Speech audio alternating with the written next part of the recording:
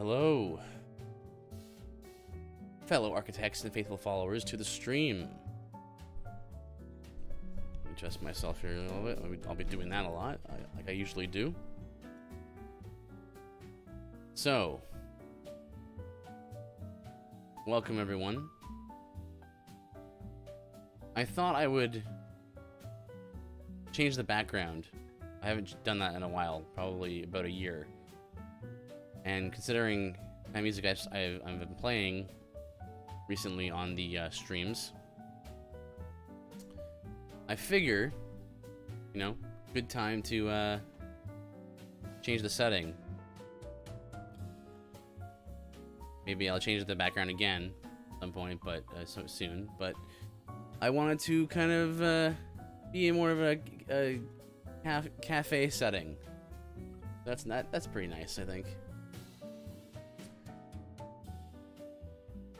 While we hang out, at least on this screen, hang out together. You guys will be sitting in the chair next to me, right here. Okay, let's get to it, shall we? A few sort of one-offs.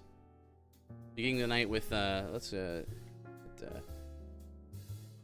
wrong thing. 11 here. Here we go.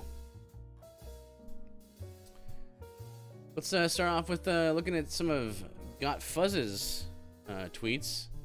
I thought might be interesting to look at. He says, if you treat God like he's Oprah or a life coach or some genie, then you have missed the whole point of how he came not to redeem your finances and well-being in this world, but in the next. You're not promised prosperity in this world, but that the world will hate us if we continue to in love and follow Christ's commands and example. So, I think that's an important reminder. I think that there's nothing wrong with being mindful of your finances and taking whatever steps you want to take to be a good steward of those things. But we have to make sure that we don't, put our hope in those things as well.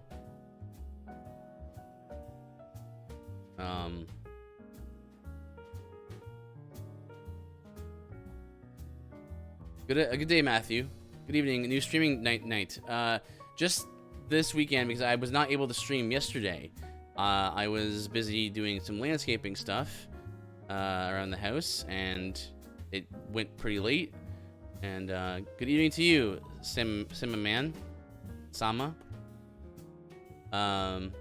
Yeah, so it went pretty late, and so I wasn't able to stream yesterday. So I thought I would just push it till tonight. Hopefully everyone's doing well. God bless you guys. So here's one that Fuzz mentioned. Sunday stream. That's right, Yoshi. Welcome. Thank you for coming again. I'm Sam. Sam, I won't interrupt anymore. No problem, man. Like, interrupt all you want. That's part of the fun of streaming, right? Is the chat, being able to speak to you guys and just interact with you guys. I think Fuzz made a great point here in regards to the Blizzard thing. He says, Christians who want to demonize Blizzard before the civil case is finished are judging in an unrighteous manner. I'm no fan of Blizzard anymore. However, until the evidence is submitted and proven true, I will make no judgment on the claims. This is what the Bible teaches. And so, me not knowing that much about the situation, to be fair, I think the principle still applies. Whatever the situation might be, the principle that Fuzz is talking about here applies. The idea that we can't be presumptuous in our judgments. If we're going to be just people who judge fairly, we have to have the evidence of two or more witnesses, and we have to refrain from being too rash. So that cuts both ways too. We've talked about that before. So, good reminder there. So, and some reactions here. So Jur says, you know what, man, you make a really good point, and if it's true, then they'll deserve what's coming to them. Fuzz replies, exactly. God will judge them harsher than any court of public opinion could, and it'll all be based off facts. Too many are quick to judge when that document doesn't have the evidence. It's solely accusations at this point. That's the thing. Another thing, important point, right? Be mindful about reacting. We're kind of conditioned to do that in 21st century, to react based on accusations, and those accusations should be, biblically speaking, should be taken into consideration. Absolutely, they shouldn't be dismissed out of hand, but at the same time, cannot also be just immediately believed. Remember the proverb. A man. Let me make sure I get it right here. I can paraphrase, but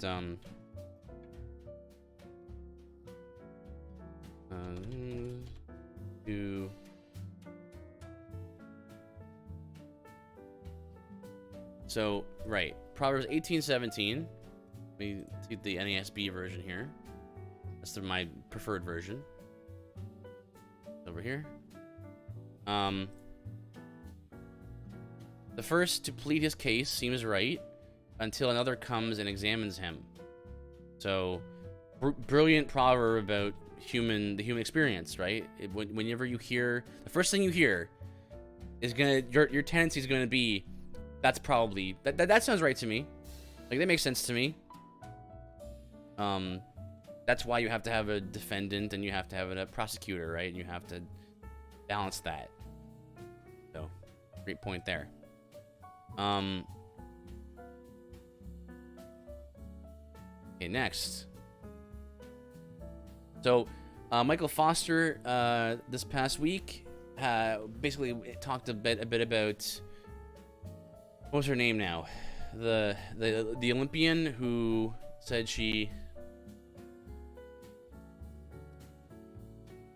yeah, like the time Doug TenNapel accidentally accused someone and had to retract. Great, yeah, absolutely. I'm glad that he did, and that can happen to any of us, right? Sorry, just drama. And absolutely not. No problem. Yeah, this is our part of the stream where we're just chatting about current events and stuff, right? So, and not only just current events, but it can also just be about history and philosophy, so, theology, all that good stuff. We're just, sitting in our cafe, just enjoying our time, and you guys are over there. Hey guys, patting you on the back. You guys sitting in the chair next to me, right here. So, we're just catching up on the week. But yes, so Michael Foster was responding to, I believe it was Matt Walsh. He did a little segment on his show about like men shouldn't cry in public, and I think this is related to it. Kind of made the rounds a little bit on Twitter. So let's see what he says here. Intemperate men pose a very real danger to society. There is a reason that boys don't cry was once an important part of preparing boys for manhood. A short thread. Males are both more powerful and aggressive than their female counterparts. They have a greater potential for violence and destruction. Therefore, it is crucial that young men learn how to master their emotions. Men must know how to keep a cool head when calm turns to chaos all around them. Men must know how to diffuse or redirect their anger towards something constructive. Men must practice emotional restraint. If men are to be leaders, they must be temperate. 1 Timothy 3:2, Titus 2, verse 2. There is a place to weep. Jesus wept. There's a place for anger. Jesus overturned tables. There is no place for whining. Men must be taught the difference and live accordingly.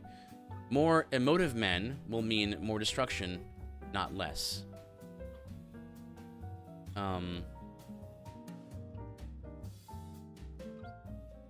Here's a great little quotation from Proverbs.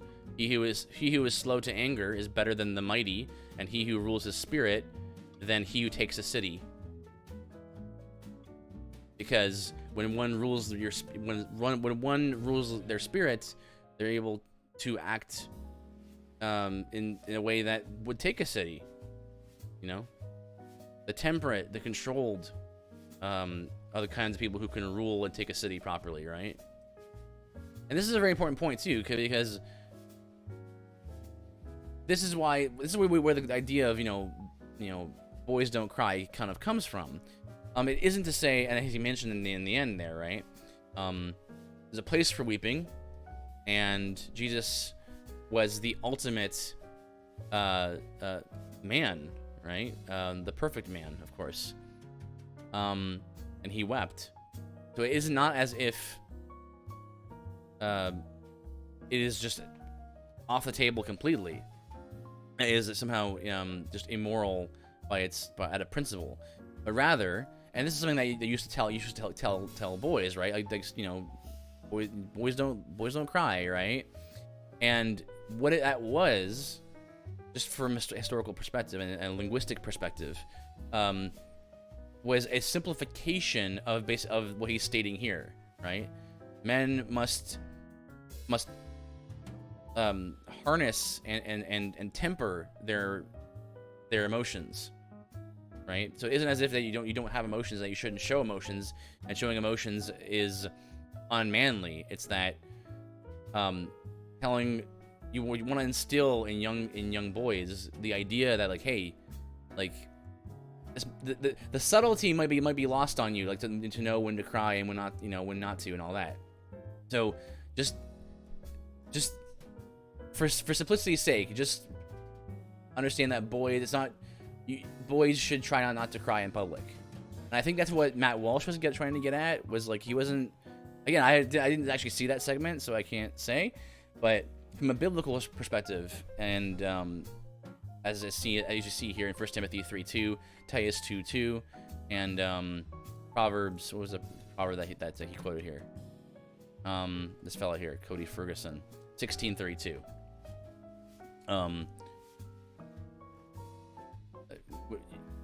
You have to take that sort of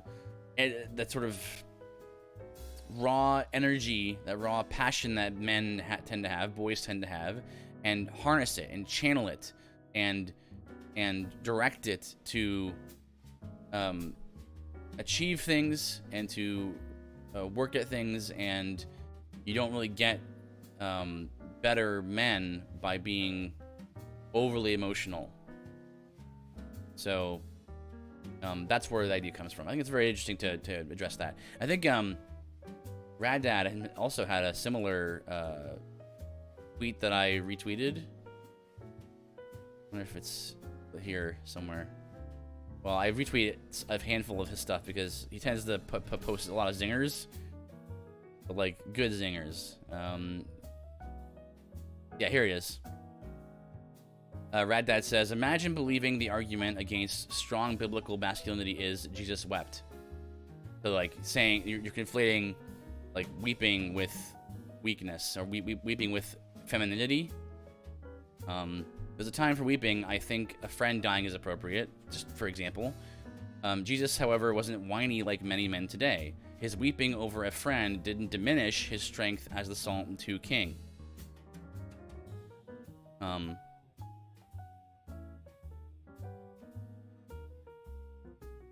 This is an interesting little response right here as well. Classical Thinker says, David the poet, what a wuss, always crying, a wuss who slayed his 10,000s. So lol, so dumb. All of the poetry that came out of the trenches of World War I, and who would call them effeminate?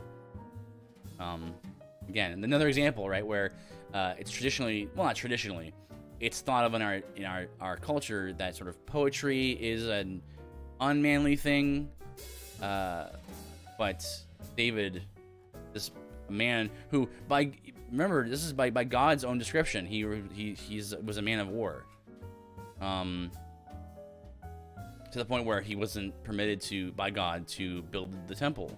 It was his son who would build the temple after him. Good stuff there. Let me get back to where I was. There's a lot here. I'm not sure how much we'll get to, but we'll see what we can do. But the main ones I want to get to are the two I talked about in the title. It's the flip-flops, the Fauci flip-flop, and the concept of clown world. It's a very common turn of phrase in a lot of conservative circles, and Rhett Koppel had a really nice thread about what that language is referring to, and like the biblical sort of precedent for the concept of clown world, right? We're seeing all this stuff going on around us, and we go, man, what a dumpster fire, you know, like what a clown show. And he actually brings it back to, well, there's a reason why we find this urge, the sense in which, man, like, what is this world that we're living in right now? But yeah, let's do a little sort of few one-off things here.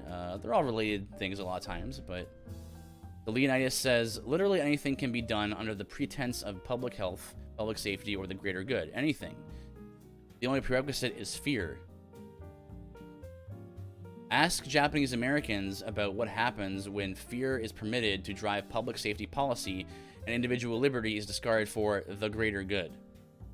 Right? You throw away justice for safety. And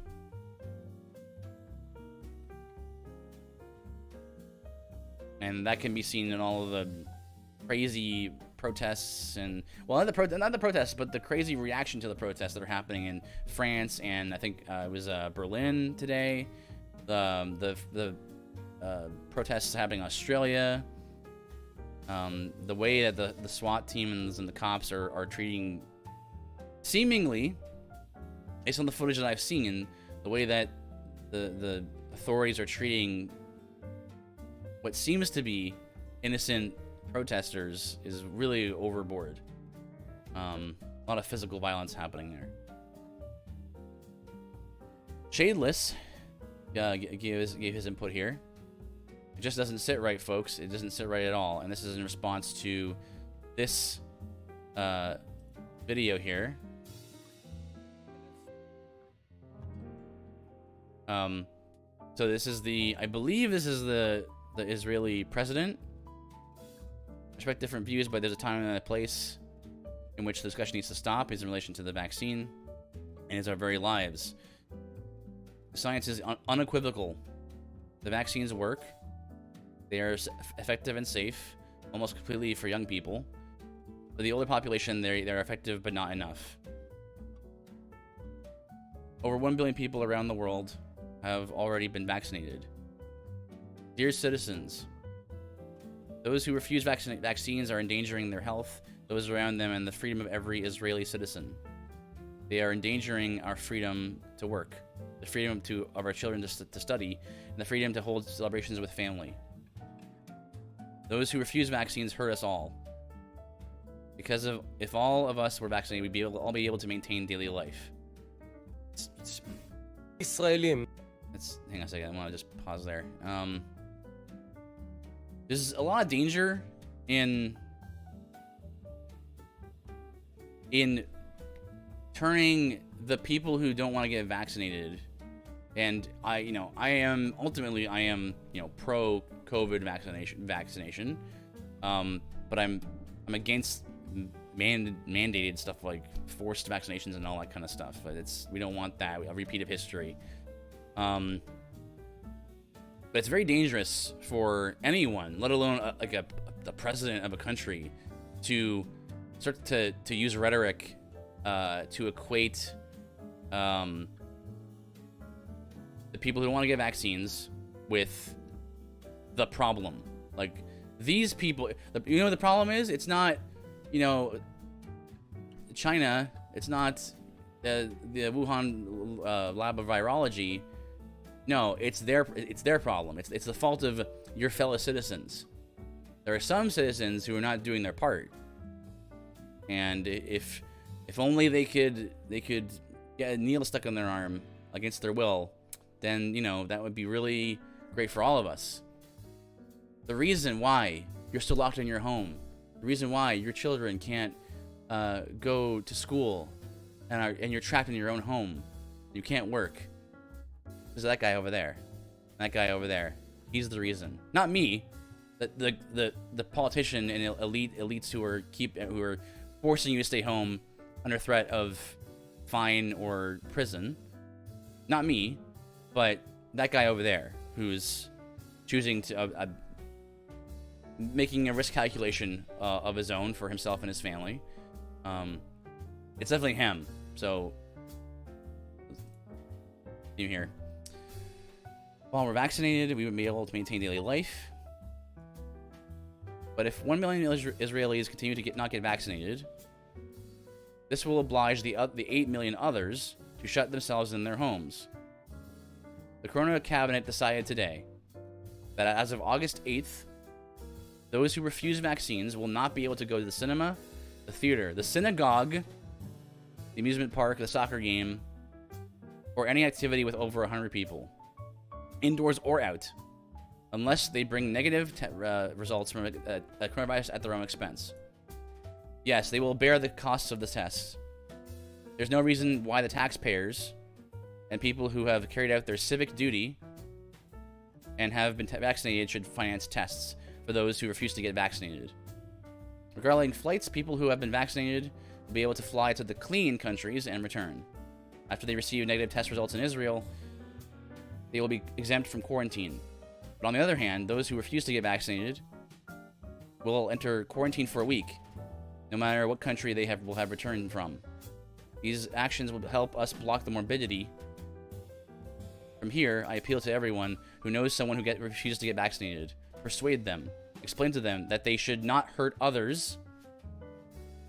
Like that's the assumption. That's the smuggled in assumption, right? If you don't want vaccines, you want to hurt others. And remember, this comes I think it was last week or the week before, where Biden said, was asked the question about like, hey, what do you think about all the misinformation on Facebook and stuff?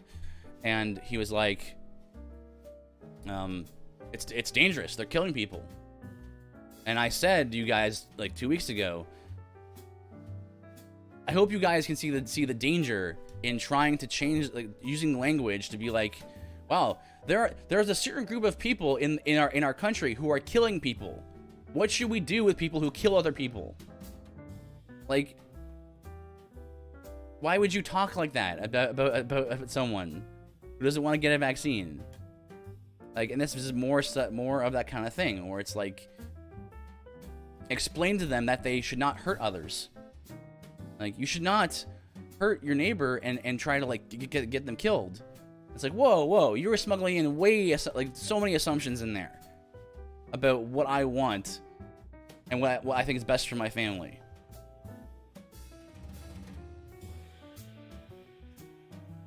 So this is what Shayless was responding to. It doesn't sit right. Theologian says this makes zero sense unless the goal is to cause even greater division among people.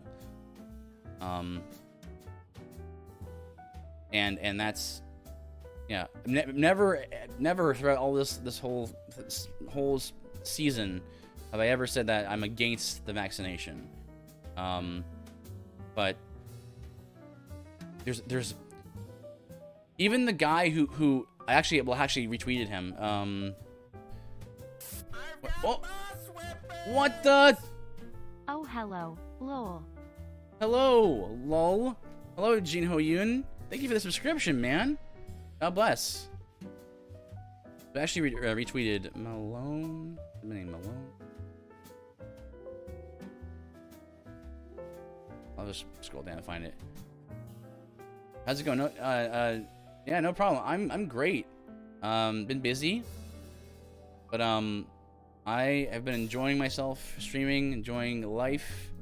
Good time. What is this emote you have here, Yoshi? All right, I found it. So this guy right here, I just found this guy's Twitter account. Check this out. Robert W. Malone, MD. So like, who? Okay, well, I was like, okay, this is interesting. Who is this guy? And I look at his profile, and it says he's the inventor of the mRNA vaccine and the RNA as a drug. Like he's an important person in this whole discussion. And so here's what he said. I think it might be useful. It says here, okay, time for another one of these. My positions: 1, bioethics require full risk disclosure and free choice. Neither of these are being met. 2, for high-risk populations, the risk/benefit ratio for the USA vaccines seem to make sense. 3, we do not know all the risks yet. 4, for pediatric and young adult populations, the data does not currently support adequate risk/benefit for USA vaccines. So stop. Number 5, mandating vaccines is wrong. Number 6, censorship is wrong. Those are two sort of like moral judgments there. Number 7, attacking others' credibility as a way to win arguments. Is the refuge of the stupid. Number 8, Dr. G.V.D. Bosch, Geert van den Bosch, is completely correct as a virologist and vaccinologist in everything that I have read of his. Time will prove him right. I am confident in that. But in my opinion, as a physician, the death and disability in the high-risk populations will still merit vaccination. I would agree. You know, if you're in a high-risk category, again, but it's a risk assessment, right? If you go, okay, there's a risk associated with COVID, and it's to the point where it might cause problems. I'm in an older demographic, you know, based on what I've told about information, you know, the vaccine and this and that, you make that judgment. Number 9, there is a concerted effort to suppress information and dissent in support of the noble lie. And what is that? The noble lie is threefold. A, we have to reach herd immunity for economic recovery and to minimize death and disability. B, these genetic vaccines are the only path available to herd immunity. And C, these genetic vaccines are perfectly safe. Each of these statements are demonstrably false. Because we're kind of like told, like, we're given a story, a narrative that says, it's almost as if the vaccines are perfectly safe. There's nothing wrong with them. There's never any risk associated with that. There's a risk associated with everything you do. Literally everything you do has, no matter how mundane, has a certain level of risk associated with it. And so it is not a reasonable thing to just assume that a vaccine is perfectly safe. However, it's fairly safe from what we know so far. However, at the same time, we know that there are some risks to it, and so it would be fair to say that, you know, if you're healthy, if you're a certain age, if you have no comorbidities, if you aren't around certain people a lot, this and that, taking all these things into consideration, you can then make an informed decision. The problem we're having is like the idea of misinformation on Facebook, on Twitter, and all that, and trying to ban misinformation. Because you know what? A week ago, if you told somebody on Twitter, if you're vaccinated, you don't have to wear a mask. A week ago, less than a week ago, like 5 days ago, that would have been correct. If you tell people that now, it's misinformation, and you'll get banned for it. So who are these people who are making the decisions about what is misinformation or not? Here's Robert Malone, the guy who invented this type of vaccine, like laying it out very fairly, saying like, yeah, the vaccine's good, it's a good idea. We don't know all of the long-term effects of it, of course, because it was invented recently. We're very confident in its effectiveness and all this, but there's a risk factor to it, and like don't buy into that lie, the noble lie.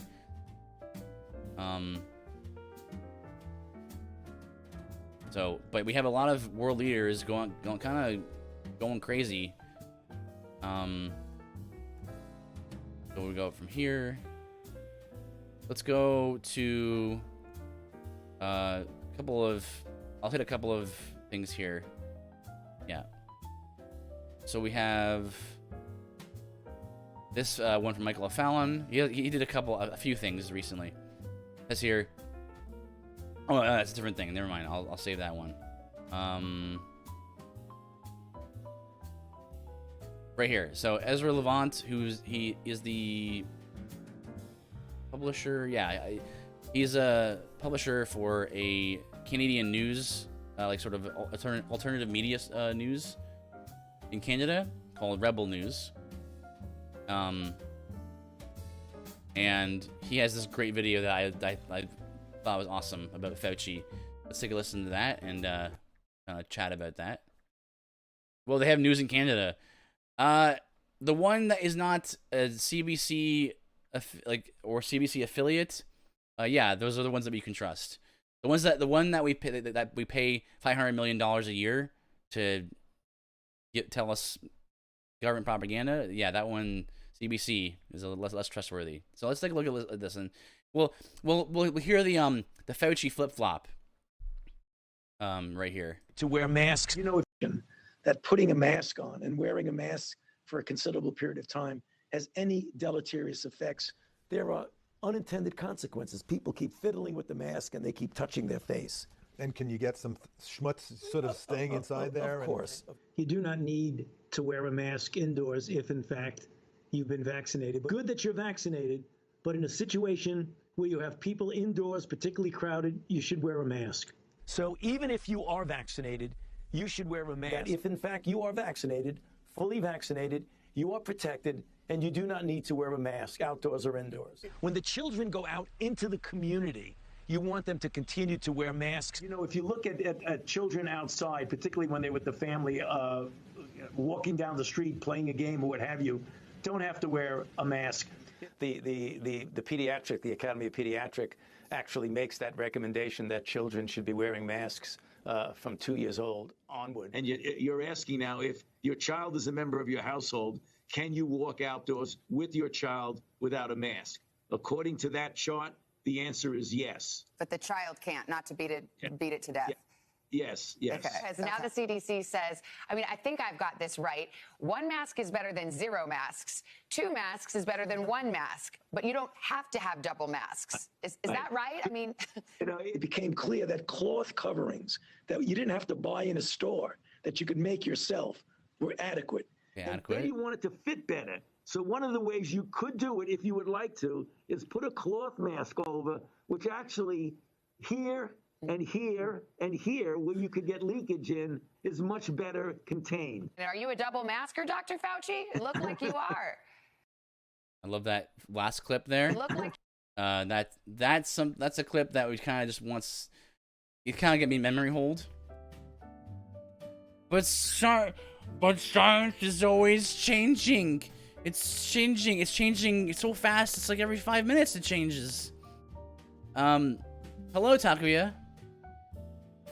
So this is a clip actually from last year where he threw the pitch. So you guys don't know about this clip here.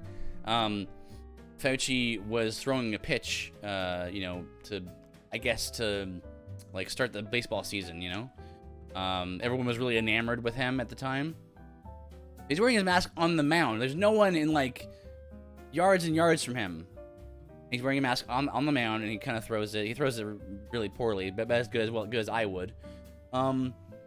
Maybe even worse.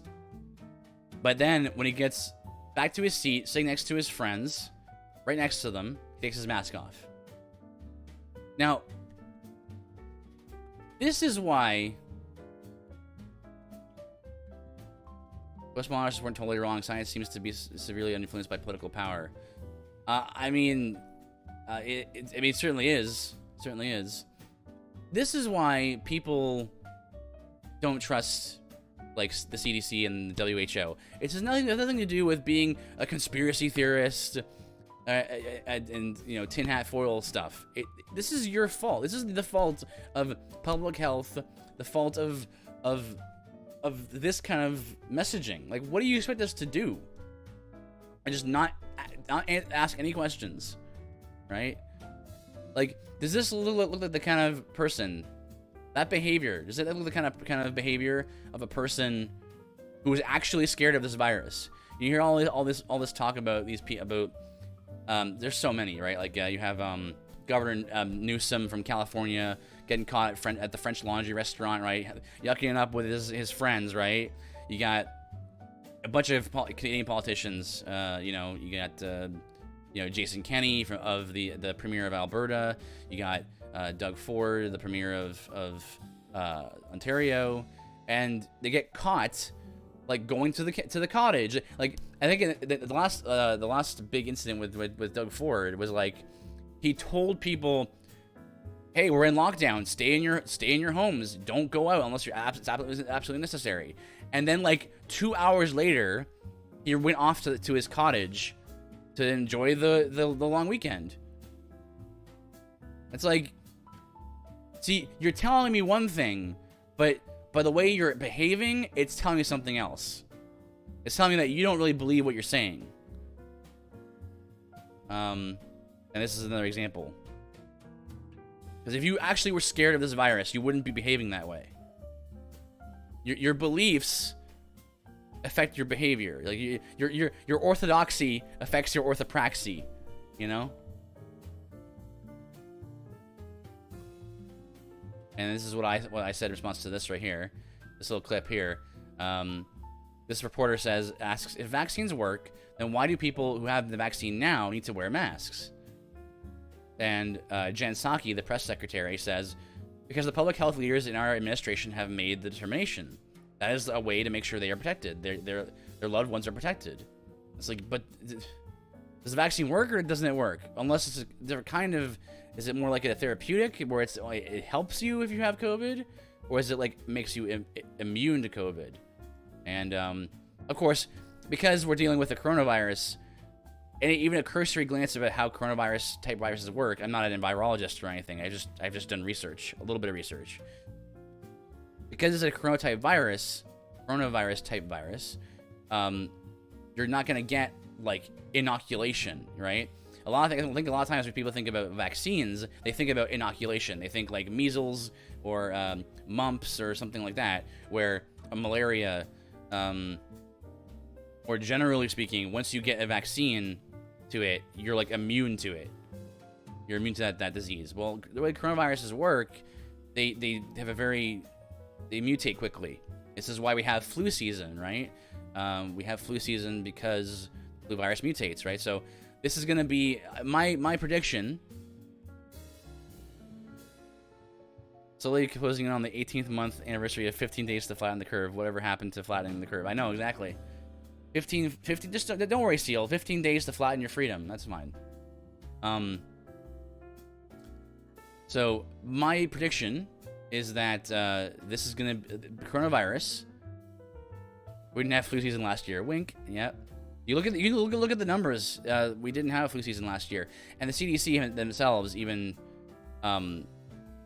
announced this past week that we actually the PCR tests don't know how to differentiate between like the flu, the influenza, and the coronavirus from COVID-19, which is what we all suspected because the flu was gone.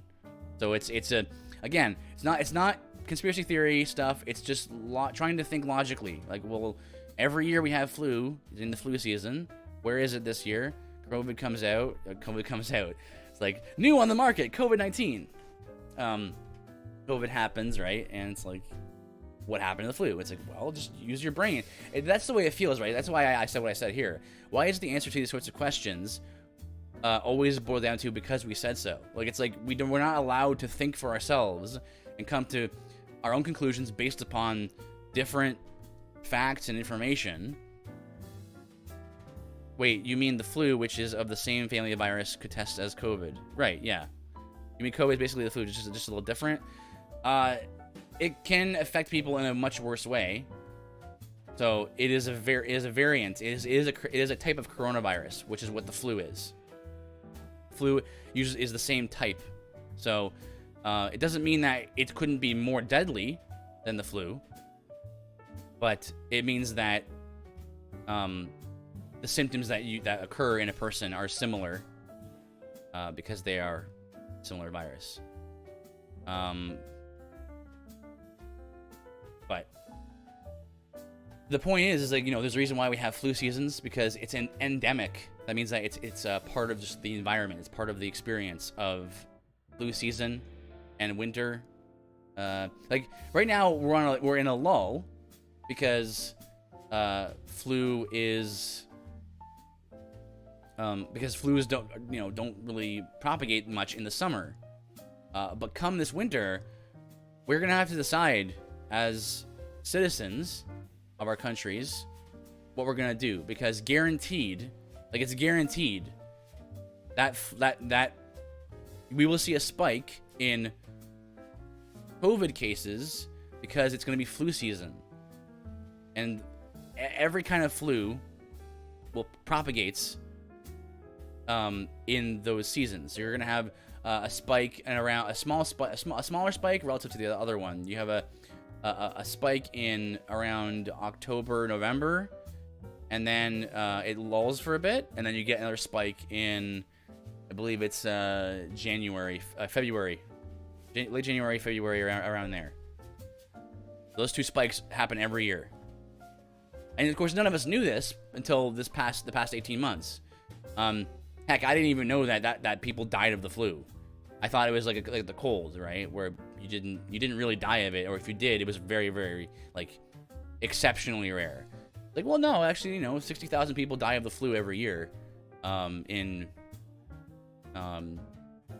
certain provinces like Ontario. Ontario has a population of 15 million people, and every year 50 to 60,000 people die of influenza, or deaths related to influenza.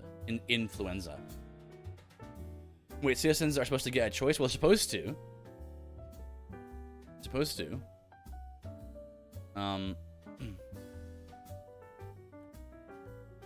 So here's a great thing right here. Listen, look at this.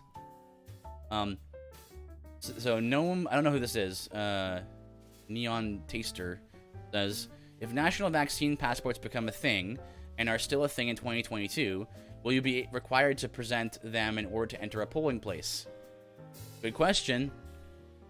Because a lot of people in our country that don't really care about fairness or not being a hypocrite. Like that doesn't matter to them. And I said, a coming future argument. We can't just let the unvaccinated mail in these ballots. Don't you care about all the mail carriers' lives? That would be the ultimate irony, wouldn't it? Yeah. Yeah, and it's like all the unvaccinated rabble, like they're gonna have COVID all over their mail-in ballots. Like, don't you care about saving people's lives? We'll see. Let's see what else really. Jokes on you. In Chicago, half the voters are dead anyway. Zing. Very nice. Here's Oren McIntyre. A few posts from here. Kind of like there's a parallel thing with a number of these little tweets here. Okay, so the first one from NBC says, new data suggests that fully vaccinated individuals are not just contracting COVID, but could be carrying higher levels of virus than previously understood, facilitating spread. My NBC News colleagues are reporting. New indoor masking guidance took effect today. Okay. Again, if you want, like, we're being told that, like, these rabble, these people just don't understand the science. That's okay. So you're telling us that. So that's supposedly a fact that you're reporting to us. Okay. All right. That's interesting. We need to think about what that means. Next slide. People should still get vaccinated even if they've already had COVID-19. Health agencies and medical experts say. This is from The Hill. Okay, we'll put that into the old brain basket to think about that. All right. This Close TV says, just in, Pfizer now sees 33.5 billion in 2021 vaccine sales, up from 26 billion, and says a third dose of its COVID-19 shot strongly boosts protection against the Delta variant.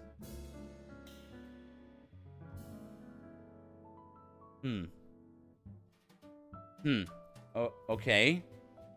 All right. I guess I just have to believe whatever you say. I mean, that's kind of, if you don't believe what the science says, then we're just a bunch of rubes, right? Is that's the idea? Okay. I mean, you're really not helping us understand what you want from us and how it makes sense. And whenever we ask if how does it make sense, we just basically are just told that because you just have to do it because the science says so. So it says the left is losing so many people over the passports, masks, and lockdowns. Alex Burenson's follower count is skyrocketing. Dude, Alex Jones's follower count is skyrocketing. Not Alex Jones, but Alex Jones was right. Let's see. Was right.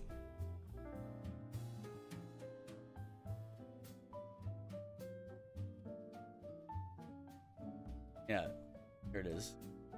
Alex Jones's was right is a Twitter account that I follow because I thought it was like really funny how all the silly things that he used to say, and some of them are still silly, but the way he says them are really silly, or were really silly, but then kind of like see them coming true, but in a way that is actually not silly at all. It makes a lot of sense.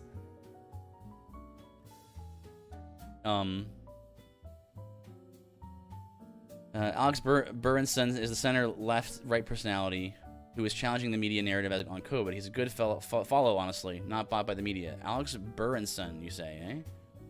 I'll have to take a look at his stuff. Alex Berenson.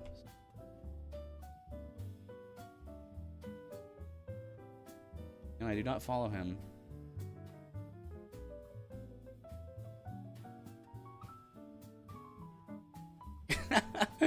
Like, this is why I follow this account, this Alex Jones was right account, because like CNN summed up in one picture. Look at this one. This is basically Trump protesters storming the U.S. Capitol. This is basically taking over, storming the Capitol. It's anarchy. It really is anarchy. Next slide is fiery but mostly peaceful protests after police shooting. Largely peaceful demonstrations in the face of lawful enforcement. It wasn't until nightfall that things began to get a little more contentious. And again, to be fair, totally fair, I know that not everything going on during the January 6th thing was all on the up and up. There was some property damage done and stuff, right? But it wasn't like this. It wasn't the summer of BLM from last year, you know? So, funny stuff. So yeah, here's Sid's talking about Alex Berenson. Yeah. I've never seen this guy's profile, so I don't know. You say that he's center left / right. Very rare to find those these days.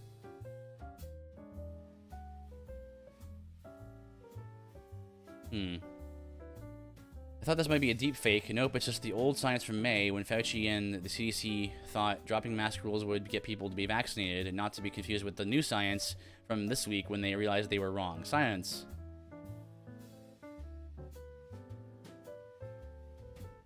New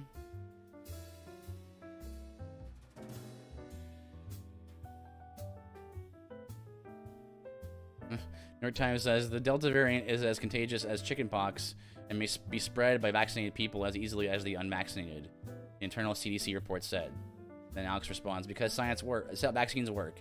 Hey, maybe the New York Times should be banned for giving you disinformation. Interesting. I'll give him a follow. Yes! Yeah. You see that Babylon Bee clip, right? Let's check the wheel of science! You have to rip off your eyebrows. You mean shave my eyebrows? Rip off your eyebrows! Okay. Ah!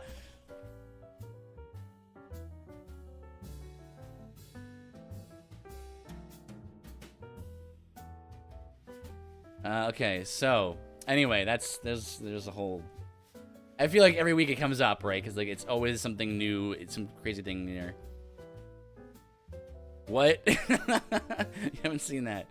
L1B hit 1 million recently. I'm so proud of Twitter. Man, yeah, it's awesome. L1B, this good satire.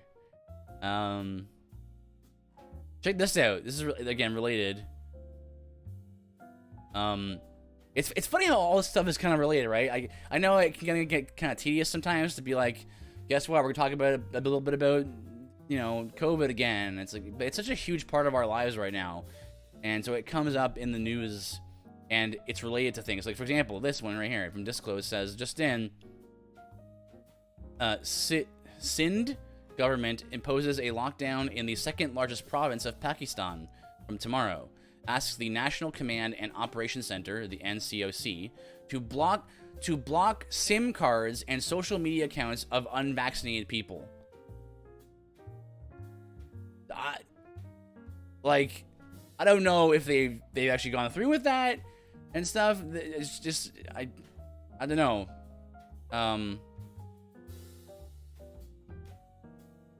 That's pretty wild. So James White, in response to that, he says, "Pay close attention. Indeed, it is easy to say do not comply. When they lock you out of society, freeze your accounts, make it impossible for you to buy food. What then? They'd never do that. Well, really? We don't live on farms anymore. We are dependent, and they know it, and that's true. And so am I. Right? I'm dependent as well.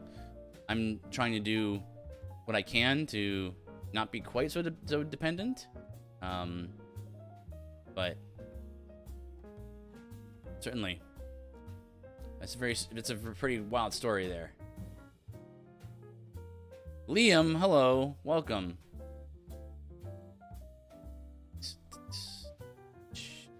Okay. I think one more thing. Yeah, one more thing on the COVID stuff, and then we'll move on. This is a little thread from Michael O'Fallon. Some interesting reading here. And we'll move on to the next thing, which is the clown world concept.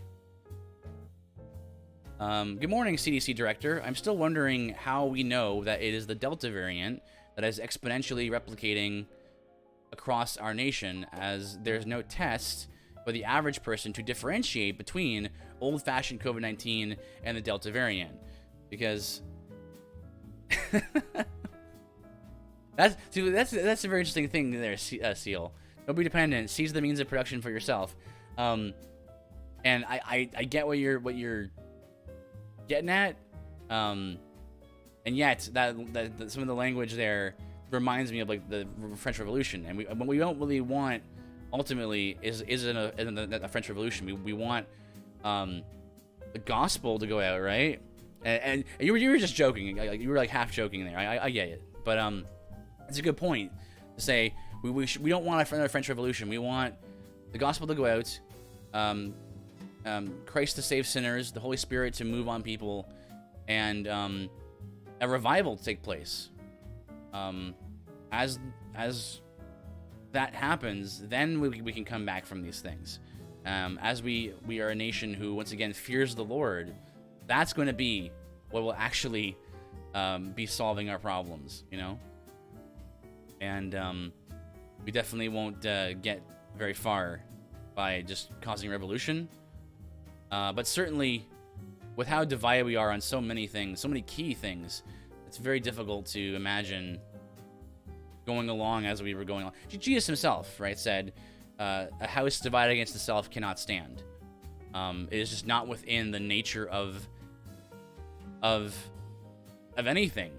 When it's an establishment, an organization, whatever, if it's divided against itself, opposed to itself, it cannot stand.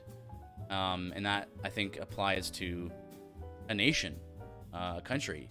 If there's half the population, let's say, that is divided against everything that nation stands for, that nation cannot withstand that. So, a good point, though. Let me go back to this. So, there's no test for the average person to differentiate between COVID-19 and Delta variant. And so, the PCR tests already have shown that they have trouble differentiating between influenza, like standard influenza, and COVID-19. How much more so this Delta variant, which is even more similar to COVID-19 than not. So Fallon continues. I guess there's a way that you could increase the number of reported infections. It would be to create a reflexive panic amongst the population that would cause every person with a headache to run to Walgreens to get a test that is 70% accurate. Because if you create a mass press of panicked people, both vaxxed and unvaxxed, to rush to get a test, you will increase the number of cases across the nation. People are getting tested more, so there'll be more cases. This is why I've warned in the past about not focusing so much on cases. Because the cases, yes, they're at a point, they're a data point that can have some relevance.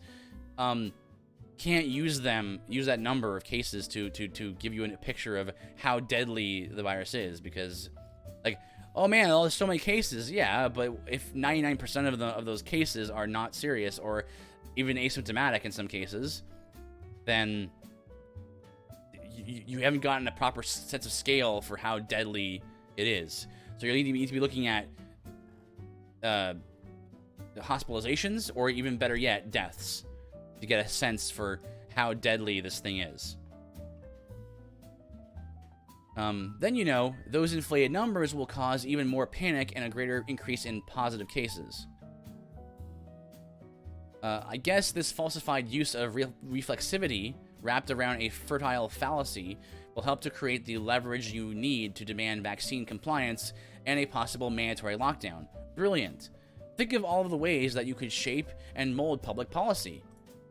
Now, I know those pesky constitutionalists could make things very difficult for you to impose a tyrannical legislation.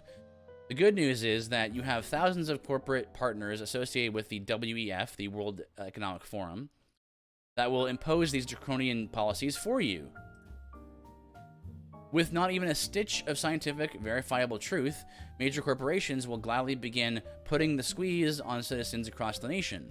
Airlines demanding vaccination proof, grocery stores demanding masks and social distancing, credit cards halting use for the unvaxxed, which we just saw with the Pakistani report there. And just think, many churches would be willing to consider vaccinations a new and necessary sacrament of the church. Please visit TGC, NAMB, SBC, ERLC, and the PCA for more information on that. You could turn Americans against each other. Man, what potential. If it pleaseth the Queen of Alchemy, CEC Director, please feel free to reach out. I would be thrilled to share more of these ideas that I already know are your plans for our nation and world, as we are transitioned into a technocratic authoritarian oligarchy. An oligarchy is ruled by corrupt elites. The few elites. I would suggest spacing out your authoritarian moves with the Biden administration. I think people are beginning to realize that every preventative move is always accompanied by another constitutional overreach that removes the power from our people, from the people our people gives you the power. So, I mean, when in Rome, I act like the Romans. No, it's not the Christian way, but I understand.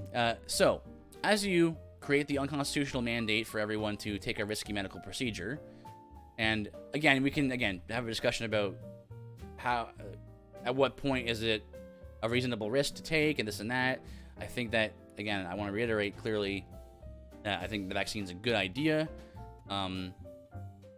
for certain people, but in a vacuum, to say that everyone should get the vaccine is just not fair to reality and not fair to understanding risk assessment. As you reshape the ability for people to freely buy and sell at their discretion, and as you prevent the free ability to hold or get a job without vaccination, remember that people notice. They are noticing that every solution that you demand in response to the next hyperbolic crisis seems to always take their civil liberties and freedoms from them. It is important to space it out. Let the corporate partners of the WEF take the burden. It would also be good to start the whole Love Thy Neighbor campaign with your willing religious partners. Please please call him immediately. I don't know who this is. Pontiff. Oh, Pope Francis. That's his account. Ed Stetzer, Ed Litton, Mark Dever, and many others. All the best. I look forward to hearing from you. So, really tongue-in-cheek, very sarcastic here, but a good overview of that part of things. Go back a bit here.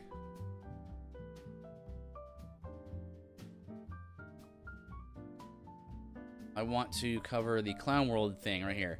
Here's Rhett Koppel. He got an interesting tweet about this. The term is very common. He says here, Clown World is quickly becoming part of right-wing vocabulary, but you can't properly understand progressive Clown World or how we got here until you understand the weighty doctrine of collective cultural reprobation laid out by the Apostle Paul in Romans chapter 1. Namely, Clown World is a judgment of God upon us. So, whenever you see those kinds of crazy moments, crazy things in our society, and we go, man, what is this dumpster fire, this clown show? And you read about it in Romans chapter 1. Romans is the treaty of the Christian religion, and Paul starts with the condition of man and his hostile relationship to his creator God. God has revealed in nature his internal power and divine nature so that men are without excuse. That is to say, all of humanity knows God exists and knows enough about him to be guilty before him. Yep, great. Very true. 2, we suppress the truth in unrighteousness and worship the creation rather than the creator. This is important because what we know about God, Scripture says we know because God had revealed it to us in nature. Enough for our condemnation. Thus, when we suppress what we know to be true about God, like for example, the difference between men and women, the importance of those things, of marriage, when we suppress what we know to be true about God, we have to suppress that which testifies to us about him. Natural revelation, or what philosophy and science call natural law. This includes logical mathematical law. You catch that? Remember last year, and even just recently, it reemerged again, the concept that 2 plus 2 does not equal 4. That 2 plus 2 equaling 4 is white supremacy. Remember that insanity? That is Romans chapter 1. Like a denial of all things that are logical and the natural law. This includes logical and mathematical law, scientific law, the uniformity of nature, and moral law. So it's not just morals that we lose when we abandon God, when we suppress the truth of God in our righteousness. We also lose mathematics and logic and reason. We develop into madmen. We go mad as we renounce God. When I was a child, I reasoned like a child. But when I grew, I put childish things behind me. Yes. So, and this is why it's such a brilliant scripture to say, the beginning of wisdom, the fear of the Lord is the beginning of wisdom. Like, without God and fearing God and worshiping God and extolling him, you lose wisdom, you lose logic and mathematics and the moral law as well. You become a debased, immoral, self-contradictory society. Oh, I wore that yesterday. So, because we do not acknowledge God, God gives us over to a darkened heart and a futile mind, as the text says. When you are suppressing the truth evident in natural law, because it testifies to you about the God of nature, you sever yourself from the preconditions of intelligibility. Because God is the precondition to understand those things, right? My RYS convention shirt, good verse. Oh, yes. I have my by what standard shirt. Has a similar concept, right? By what standard do you judge anything? Laws of logic and math are a part of natural law. Uniformity of nature slash scientific laws are part of natural law and a precondition of the scientific equation. Objective morality is a part of natural relation, a subject expanded upon in chapter 2 of Romans. And so I was reading, I was not reading, but I was like listening to an audiobook this week by Greg Bahnsen called what's it called again? Let me pull it up quickly. It's Against All Opposition by Greg Bahnsen, and talks about that. Talks about how like it should be very easy to prove that something is that the spiritual metaphysical world exists, and there is not just material and matter, right? Because you don't go to the fridge. I think the example he gives is like you don't go to the fridge and say, "I'm gonna go get 2." The natural understanding of that phrase, the sentence would be for you to go, "Well, 2 of what?" You said, "I'm gonna go get 2 out of the fridge." 2 of what? And then you can say, "Yeah, just 2." I'm gonna pull out the concept of 2-ness out of the fridge. So you can't do that. Why? Because the metaphysical concept of 2-ness isn't physical, right? Similarly to if I were to write my name down, right? Let's say I write my name down, and I write Mifuki, and you were to read that, and you can understand what the letters are in the order that I put them in, to make sense of them in your mind. And what if I just erased it, right? And I showed you my hand. I said, okay, now what does it say? And you would say, well, it doesn't say anything anymore. So but was the information in the in the lead of the pencil I used, or the ink? No, it's meta information. It's metaphysical. The information wasn't in the chalk or in the ink or in the lead. It's a mind organizing physical objects, organizing in such a way to communicate metaphysically. So language itself is also a concept that is not bound to the pure materialism. You got logic, right? Logic would be logic, and math would be math, even if no one ever knew it. Right, so if hypothetically speaking, if there were no human beings at all to observe a law of logic or a piece of mathematics, would that cause that law of logic to not exist? No. It still exists whether humans know it exists or not, or whether there are even any humans to observe it. Therefore, it tells you that it's a part of the universe. It's part of the way the universe is designed. But it's not physical. You can't point to a law of logic. You can't point to the concept of 2-ness in the universe and say, well, there it is. See where the Andromeda Galaxy? That's where we get the 2-ness from. There's no place where it exists in space. So a tree falling in a forest makes a sound. Correct, Seal. Correct. What's the sound of one hand clapping, right? This.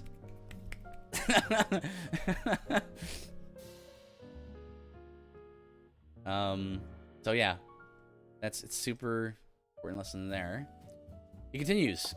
One simply cannot reason rationally apart from logical law, which is very true. You could never, for example, another point in the Against All Opposition, Greg Bahnsen says, he argues about Eastern philosophy and talks about if you were speaking to somebody who was like, hey, all is one, all is all is God, and God is all.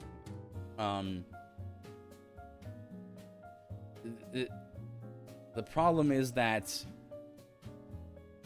if that's the case, then there is no difference between the good things you do or the evil things you do. There's no difference between nirvana and Maya. Maya means illusion, right? So the idea is like in Eastern philosophy, a lot of times it's like, well, everything here is illusion, and nirvana is like the afterlife you're trying to reach to, where like you are become one with the universe and stuff. But if all is one, then by saying that there's a distinction between Maya and nirvana, that's a distinction. So everything's not one.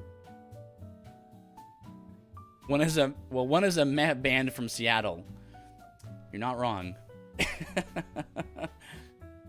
And then another example he gives is in regards to logic.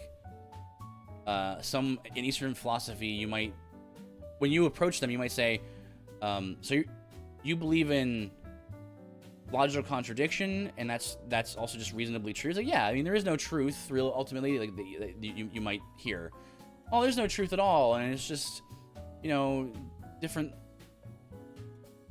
understandings and perceptions, and there's no actual truth, and so there's not really a law of non-contradiction. You just make things up, right? And so,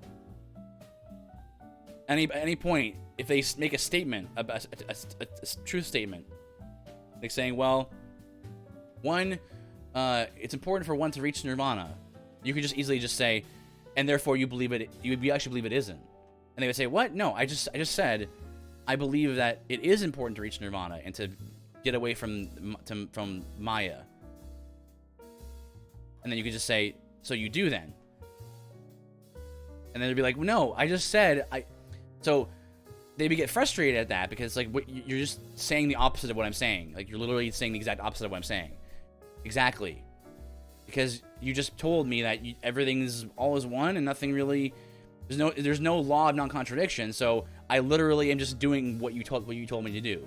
Like you're saying this statement about reality, and I'm saying the opposite, and both of them should be equally true, but you're denying it. So. This is what Brett Koppel's getting at here. He's saying one simply cannot reason rationally apart from logical law. Like you have to be like God built logic into the universe. He cannot engage in scientific inquiry. He cannot distinguish between good and evil. Yet, universal, immaterial, and unchanging laws necessitate a lawgiver of the same. Thus, we suppress the former to dismiss the latter. So comes around now. When we are given over to a darkened heart and futile mind, the end result is clown world. Quote, for although they knew God, they did not honor him as God or give thanks to him, but they became futile in their thinking, and their foolish hearts were darkened.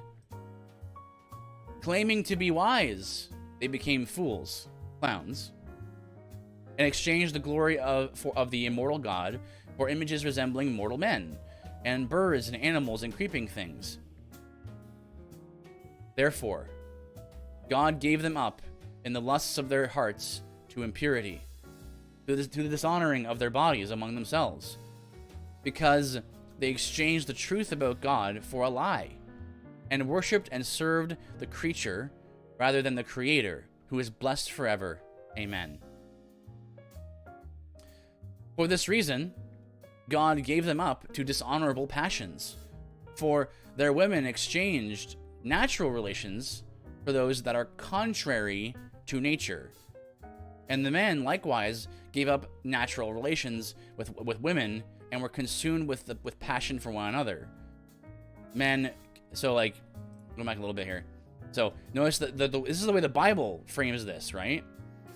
For their women exchanged natural relations for those that are contrary to nature. So like, it's talking about natural law. Like, even if you aren't a Christian, right? There is a sense in which it should be obvious that men and women are different. They're not totally alike. and that even our biology points us toward a certain kind of behavior, right? Like how babies are made, right? The men likewise gave up natural relations with women, were consumed with passion for one another, men committing shameless acts with men, and receiving in themselves the due penalty for their error. And since they did not see fit to acknowledge God, God gave them up to a debased mind, to do what ought not to be done. They were filled with all manner of unrighteousness, evil, covetousness, malice. They are full of envy, murder, strife, deceit, maliciousness. They are gossips, slanderers, haters of God, insolent, haughty, boastful, inventors of evil, disobedient to parents, foolish, faithless, heartless, ruthless. Side note here, it's very interesting, again, sort of a natural law type thing. We're made in God's image, and so we, even in our fallen nature, before we become Christians, there's a sense in which we don't like those things, right? Like, I know very few people who would look at this list, you know, like people, a person who is insolent or haughty or boastful, someone who is cruel or heartless. Even non-Christians will look at that person and go, I don't like that person. Like, I don't like this person for his slander and for his insolence and his pride. You know, these are not attractive traits. His treachery, you know. These are not attractive traits to anybody, right? What is viewed as amongst people, amongst humans, what is seen as good, generally speaking, even in regards even not for non-Christians. Well, generally it's stuff like kindness and self-sacrifice and charity, these things, right? That is just part of our makeup as human beings, as beings made in the image of God. So of course that there's even a sense in which we tend to shy away from being around people like this. Continuing the quotation.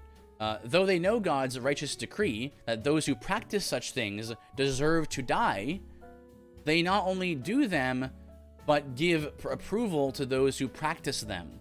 So it's not enough that they sin in this way, but they want to cheer on people who are also sinning in this way. You know, in such a way, in the example given here is homosexuality. Women with women, men with men, it says here. That's a quotation from the Bible, Romans chapter 1, verse 21 through 32. And finally here, that last sentence, give approval to those who practice them, is cultural clown world fully activated. Clown world is the God-ordained cultural result and judgment of refusing to acknowledge God. Clown world is the inevitable end of secularism. The end. Lovely overview. That's such an important lesson, I think, is you're never gonna actually get to the bottom of things. You're never gonna. You can talk about politics all day and, you know, solutions therein. You're never gonna get to the bottom of what's wrong with society and our cultures and our world and our families and our communities without Christ at the center, without the Word of God being brought to bear on those things. That's what we're seeing. All this insanity is related to that. And that's a lot of what I find on Twitter, right? To talk about these streams, right? Is like clown world stuff like this, for example. This story here says here, WebMD says sex should be removed as a legal designation on the public part of birth certificates, the American Medical Association said Monday. Like, who said that? It was just some dark web insane conspiracy theorist? No, the American Medical Association. said that. And it's like, why would you say that? Like, do you not understand how important it is that you know the sex of a person medically? Like, you treat men and women's bodies differently because they need different medication a lot of times. Sometimes dosages differ depending on sex. Sometimes it's a matter of what kinds of medicine you give a person based on their sex. It's very, very important that you know the sex of a person, for medical reasons. And that's some clown world stuff right there. That's being given over. That this is judgment. Stuff that this is thought of as actually a good thing is judgment. All of Romans 1. Classical Thinker says, anti-science organizations like the AMA, who can't recognize something as basic as biological sex, should be completely ignored.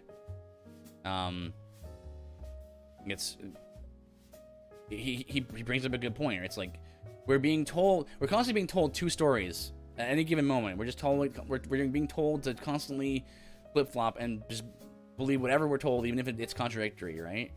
Like, follow the science, but also, yeah, sure, sex is not really a thing. It's not really a big deal. It's like, well, hang on. Till 5 minutes ago, sex was very, very important to treat people medically. But no.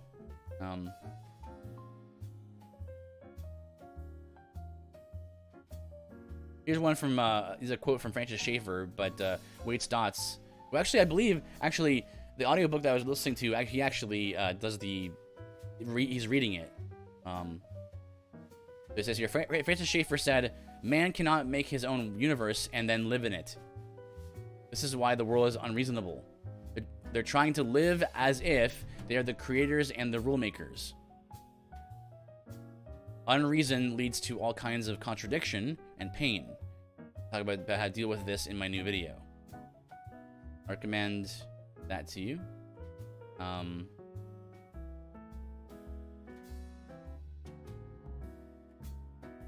Let's see.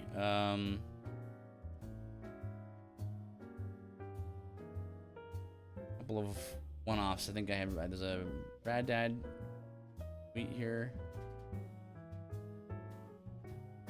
Yeah, here's some CRT stuff. Brad Dad says, restoring something when you've sinned or wronged someone is biblical. I've done it many times before. It's biblical. Working the rest of my life to right every past wrong is works righteousness, and it's unbiblical garbage. Love it. Love it, Rad Dad. Good job. Good stuff.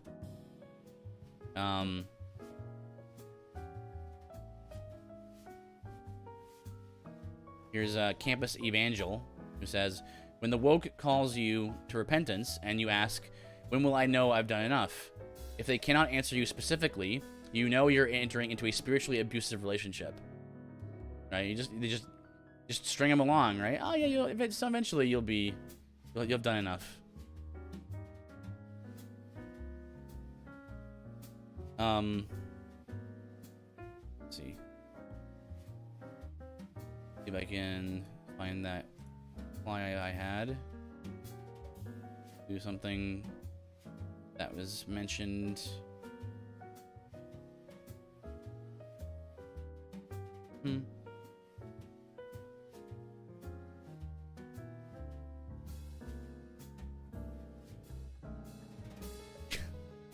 Oh, that one.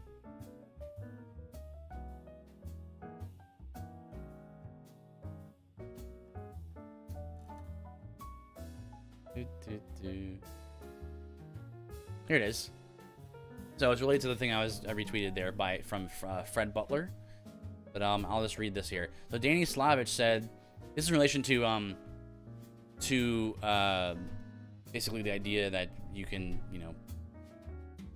all of the plagiarism stuff, the docent stuff. So he says, I refuse to engage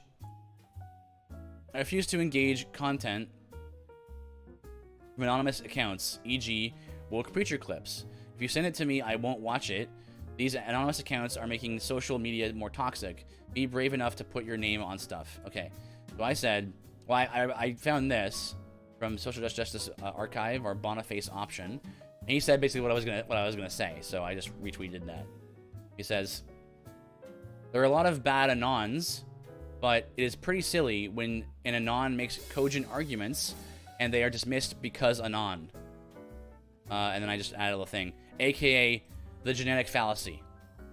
So the genetic fallacy is basically the argument goes, you know, because of who said it, that's what makes it wrong. So, you know, or why it's questionable at least, and why it shouldn't be even, you know, thought of as correct. So, which of course really is a fallacy, logical fallacy, because it's like an argument is an argument. It's good or bad, regardless of who said it, right? So academia in a nutshell. Well, actually, that's a good point, Seal. There's a lot of that going on right now. There's a lot of people coming to terms with the idea that, like, wait a second. A lot of elite, like, highly educated people, not all of them. Like, there's tons of people who are highly educated that I respect and they're scholars and stuff, right? But there's a lot of people who put so much stock into degrees and stuff that they think that the degree is what makes them correct. But that's a genetic fallacy as well. So, you know, just to be incredibly obvious with it, just so everyone understands, you know, if Jeffrey Dahmer, the serial killer, said that 2 + 2 = 4, he wouldn't be wrong, right? Just because he said it, you know. If he makes it an argument that makes sense, even if he's a serial killer or whoever it is, he's a bad person, it doesn't change the legitimacy of the argument. So this is not a very good attitude to have. Like, just to be like, I think it's just, it's fine to. I think it's a fine idea to put your name on stuff. I do. Like I have my alias that I use everywhere. I also put my name on my Twitter account, so it's not like a surprise, right? But there's nothing wrong with having an anon account. It's the argument that you have to actually tackle itself. And it's very interesting that he used that Danny Slavich here. He used an account. The example he used is Woke Preacher Clips. So no one knows who runs that account, right? But here's the thing about that account is I follow that account myself, and Fred Butler here says a similar thing here. Hot take: if the video clips come from an anonymous source, that means what is clearly seen and heard in the clip is imaginary and never really happened, and no one needs to respond to it. So he's kind of making a joke here, basically kind of remixing what Danny is saying, because Woke Preacher Clips is a Twitter account that's anonymous, that basically he compiles clips of, well, it's self-explanatory, right? Woke preachers. Probably pull that up, right? Yeah,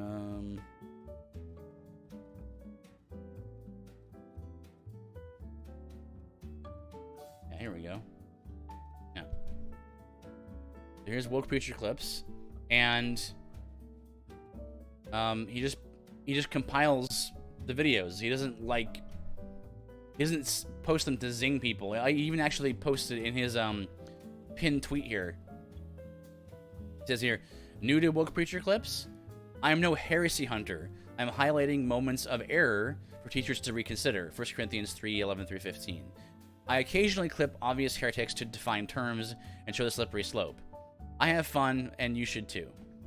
And I make my day. It makes my day to see Woke Preacher Clips examined on your show or podcast. So he's just clarifying, like, I don't. My goal is not to, you know, be a big shot by calling people out and just being like a discernment blog type thing. I just want people to see what's going on in academia, what's going on in specifically Christian academia. If there's anything that we should be aware of, I think it's a very useful service, actually.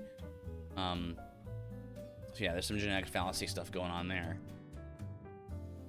Let's see, what time is it? Okay. Here's another quick one right here. Tanner Guzzi says, imagine if every time you gave your kid a hug or a compliment, every time you spoke well of them to someone else, you finished it off with no pedo, lol. That's what we've done to male friendships for the last 30 years. Just saw that today, I think, and it was, or the other day, yesterday. Very interesting. It's true. It's one of the more, you know, as this person said right here, male friendships are the biggest casualty of the sexual revolution. I think that's a really good point. There's this sort of built-in assumption that you kind of have to distinguish between, hey, just to let you know, I don't mean this in a romantic way, like to say that I love my brother, you know, my brother in arms, you know. You never think to say no pedo, if you hug your kid and love on them, right? And yet we've kind of in our culture we've developed this such a situation where men aren't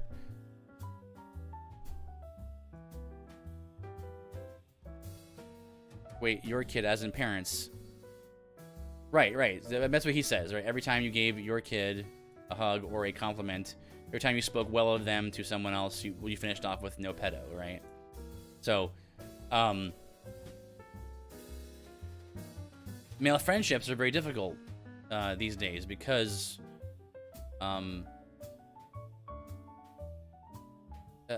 it's hard to be open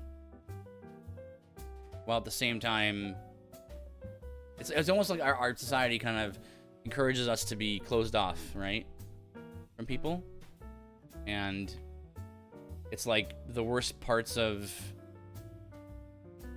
masculinity kind of like are kind of what our culture wants from men, you know. It's the same similar kind of situation with stuff like Jonathan, David and Jonathan. You got Frodo and Sam.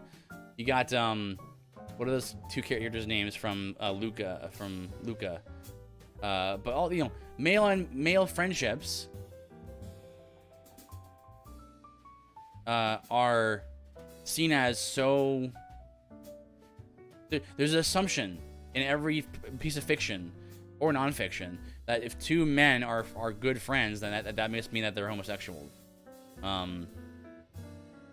Teal says that's probably because pedophilia isn't part of the alphabet soup yet. And I mean, not that I approve by any means, but the usage of the term "yet" there, I think, is very important.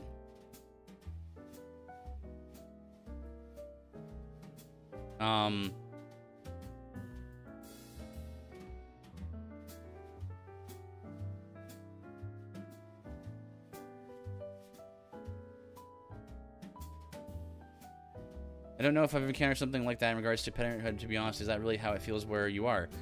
Well, no. I mean, Tanner is making a comparative statement, right? He's saying, like, the way that we say no homo, right? When a man says that, you know, I love what you're doing, man. You got my support. I'm for you. No homo, right? It's like, imagine how silly it would be if you said that about your kid, right? Like you loved on them and supported them, right? And you kept ending your sentences off with no pedo, right? Like there's something in our society that tells us that there's a need to clarify, like, just so you're aware, best friend who's a man, you know, it's not a romantic relationship, you know. I get it, I suppose. It's a little hard to imagine. Right. So, it's very silly, right? It's very silly for us to think about that in relation to a child, right? And our children. And yet, when it comes to male friendships, that's how it is, where you hear that phrase in a lot of people our age and younger, you know, you hear no homo.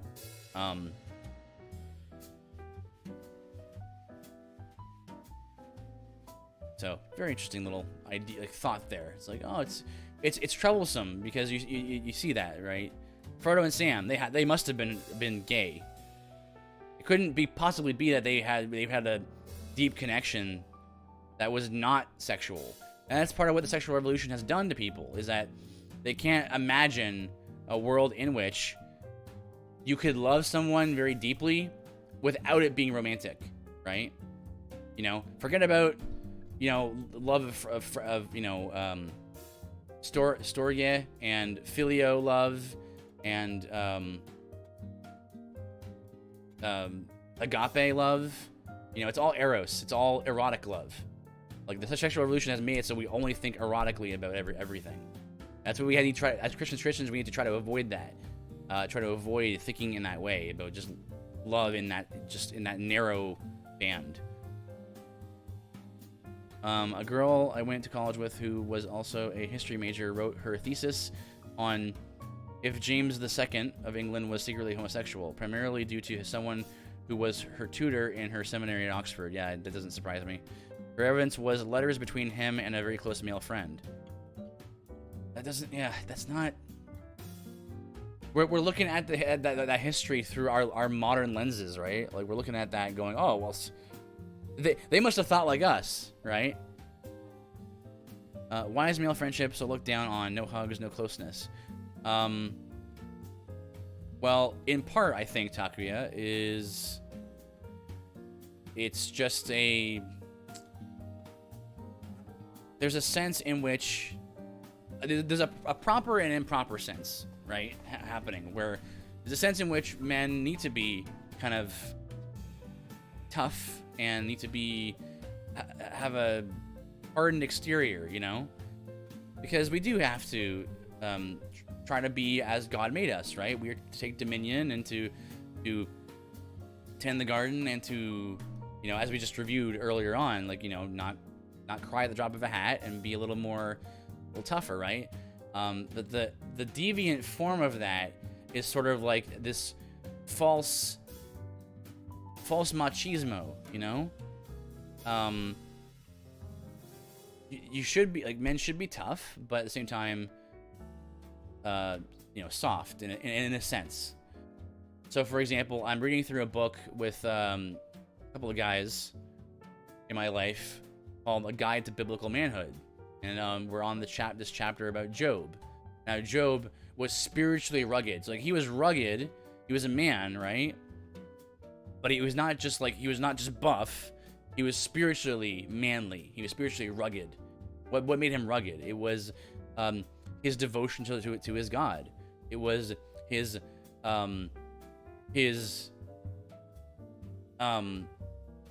desire to take charge, right? To not be passive. In the first chapter of Job, it talks about how he would offer sacrifices and pray for his children, you know, in hopes that just in case they did something that would displease the Lord, and he could intercede for them, you know. So, like, I mean, since we're talking about it, let's bring it up here. I actually have my Kindle up.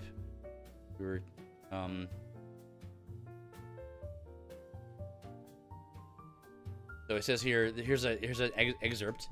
Oh, sorry. Let me get to Cornerstone here. Hello, Cornerstone. Thank you for the follow earlier.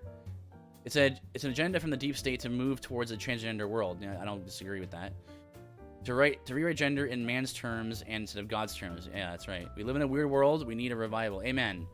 And you know, Christians we all need to do our part, right? As we stream and as we live our lives, and that's going to be the real hope, right? Not politics, ultimately, not behavior modification. It's actually going to be preaching the gospel, telling everyone to repent of your sins and put your trust in Jesus for your salvation, and you will be saved. That is the hope for our world, and we are told to do that very thing, right? The Great Commission: all authority in heaven and earth has been given to me. Go therefore and preach the good news, baptizing them in the name of the Father, Son, and Holy Spirit to the nations, and teaching them to obey all that I commanded you. So one of our roles mandated by our Lord is to tell the nations, you better stop doing what you're doing. Like, you better obey the Lord or you will be destroyed.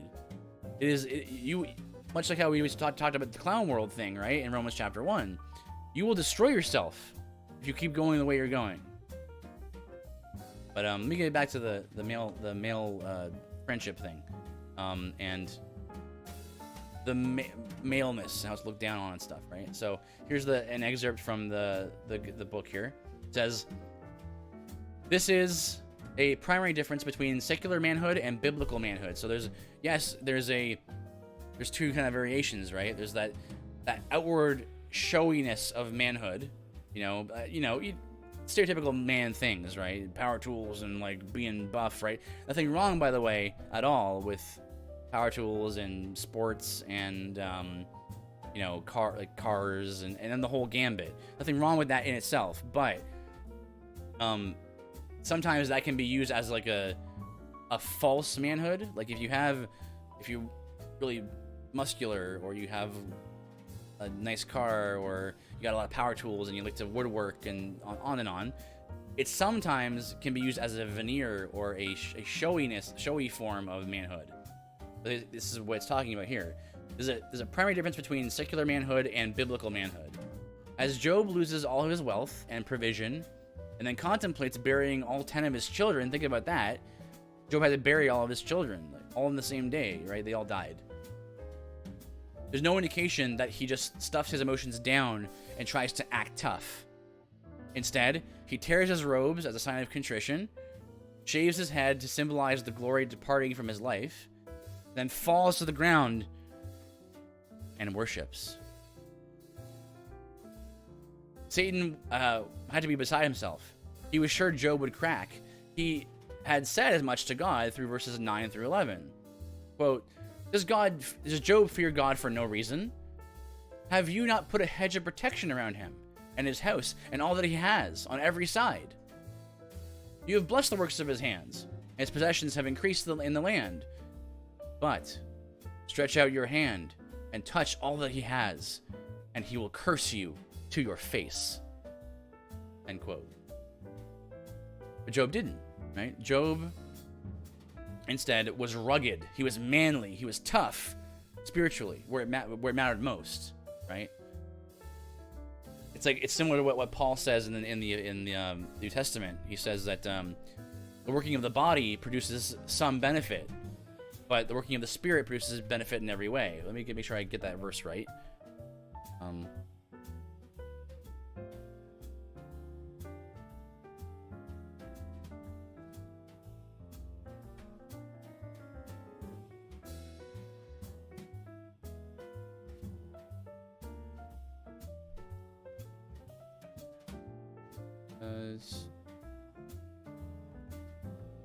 No, that's not it.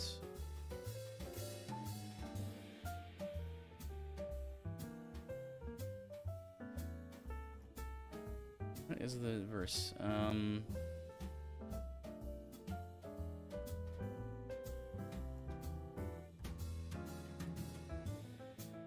The Spirit.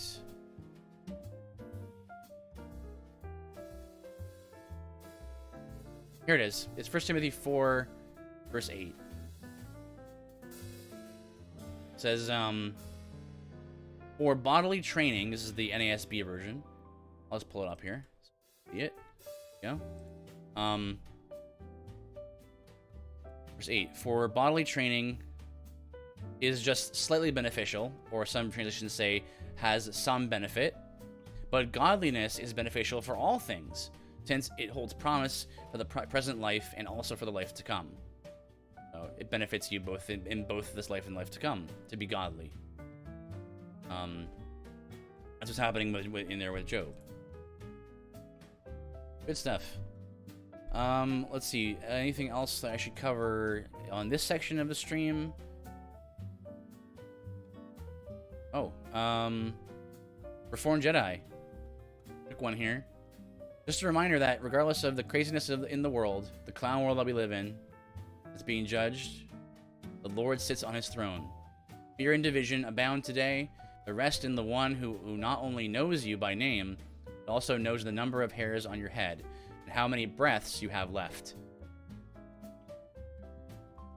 Good. And he's going to take Matthew 19:27 through 31. Whatever I tell you in the dark, speak in the light, and what you hear in the ear, preach on the housetops. Which is that's what I'm trying to do with these streams, right? With these study streams. And do not fear those who kill the body, but cannot kill the soul, but rather fear him, who is able to destroy both soul and body in hell. That is God. Are not 2 sparrows sold for a copper coin? And not one of them falls to the ground apart from your Father's will. But the very hairs of your head are all numbered. Do not fear, therefore. You are of more value than many sparrows. That's a promise to his people. If you confess with your mouth Jesus is Lord and believe in your heart that God raised him from the dead, you will be saved. And so, if you repent and repent of your sins, turn away from your sins, put your trust in Jesus for your salvation, and him alone, you don't have to do any works to be found worthy in God's sight. You can't. You can never do enough works to be found worthy in his sight. If you do that, then you will be saved. And this promise for those people who do that is for them. You know, the you he's speaking to. Do not fear, therefore, you are of more value than many sparrows, right? It's his people.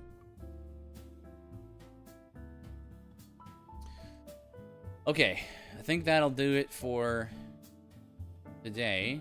Well, not today, but for this part of the stream today. Let's go back. Let's go to the... Hi. Go to the cafe, where I have my not quite calibrated green screen telling me that it's time for a leisurely read. Oh wait, wrong one. There you go. All my friends are in the chair next to me. Hello, everyone. Oh, I can't tap you on the head. There you go. Hello. And we will continue to read chapter 5 of Fault Lines. Let me get this book jacket out of the way here. I always keep these, but I always take them off once I'm reading them, reading books, because they slip off a lot.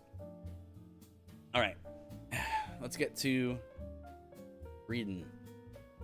And again, like usual, we'll stop periodically whenever, something interesting pops into our heads in regards to what we're reading. Or if you have any questions or thoughts as well, definitely type it in chat and we'll just talk about it. There's about 22 pages or so in this chapter, so we might finish it tonight, maybe not, but let's see. A new priesthood. The cult of anti-racism also has a priesthood. Like Israel... Now I want to go outside in a restaurant. Yeah, I like this. I like this this background. It's like I play so much like chill jazz cafe music that I figured it was a nice change of pace. Like Israel's priesthood in the Old Testament, this one requires belonging to the proper tribe. In this case, however, the notion is flipped on its head. Instead of being required to be a Levite, read white, this cult accepts priests based on their not being Levites. Hence, all oppressed minorities, people of color, women, LGBTQIA+, and there's a footnote here. LGBTQIA+ stands for the usual lesbian, gay, bisexual, transgender, queer, intersex, and allies. Intersex should not be in that list. Intersex is a medical condition. It's different than... Anyway. The plus serves in much the same way as to the unknown God covered the spiritual bases and avoided offense in Paul's day by acknowledging that of which one is currently unaware of. Or unaware. So oppressed minorities. Non-citizens, the disabled, the obese, the poor, non-Christians, and anyone else with an accepted oppressed status qualify for the priesthood in the cult of anti-racism. Ethnic Gnosticism is a term I coined several years ago to explain what I see as a dangerous and growing phenomenon in the culture that is creeping into the church. Gnosticism is derived from the Greek word gnosis, meaning knowledge, and is based on the idea that truth can be accessed through special mystical knowledge that the average person can't even receive or understand. It's esoteric, it's obscured. The International Standard Bible Encyclopedia calls it, quote, a heresy far more subtle and dangerous than any that had appeared during the early years of the church, end quote. Footnote, A.M. Renwick, Gnosticism, edited by Jeffrey W. Bromley, The International Standard Bible Encyclopedia, 1979 to 1988, page 484. Ethnic Gnosticism, then, is the idea that people have special knowledge based solely on their ethnicity. This is a hallmark of both critical race theory and in its predecessor, critical theory. Quote, CRT recognizes that the experiential knowledge of people of color is legitimate, appropriate, and critical to understanding, analyzing, and teaching about racial subordination, end quote. Footnote, Tara Yoso, Whose Culture Has Capital, a critical race theory discussion of community cultural wealth. August 23rd, 2006, page 69 to 91.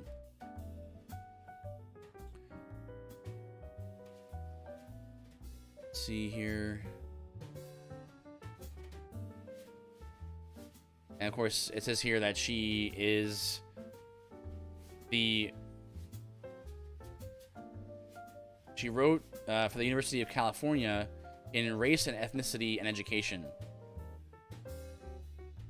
Quote, of course, the knowledge yielded by the standpoint of the proletariat stands on a higher scientific plane objectively, wrote George Lucas of the Frankfurt School.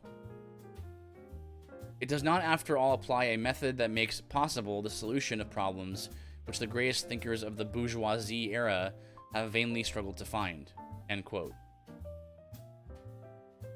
It would be more accurate, though, in light of the broader assumption of the critical social justice movement, to use the term minority Gnosticism, since the same argument is applied to all oppressed minorities. In fact, it is their oppressed status that, according to CSJ, Critical Social Justice, that gives these groups their special knowledge. This is a central tenet of critical race theory. The voice of color thesis, writes Richard Delgado, holds that because of their different histories and experiences with oppression, Black, African and Indian, American Indian, Asian, and Latino writers and thinkers may be able to communicate to their white counterparts matters that the whites are unlikely to know.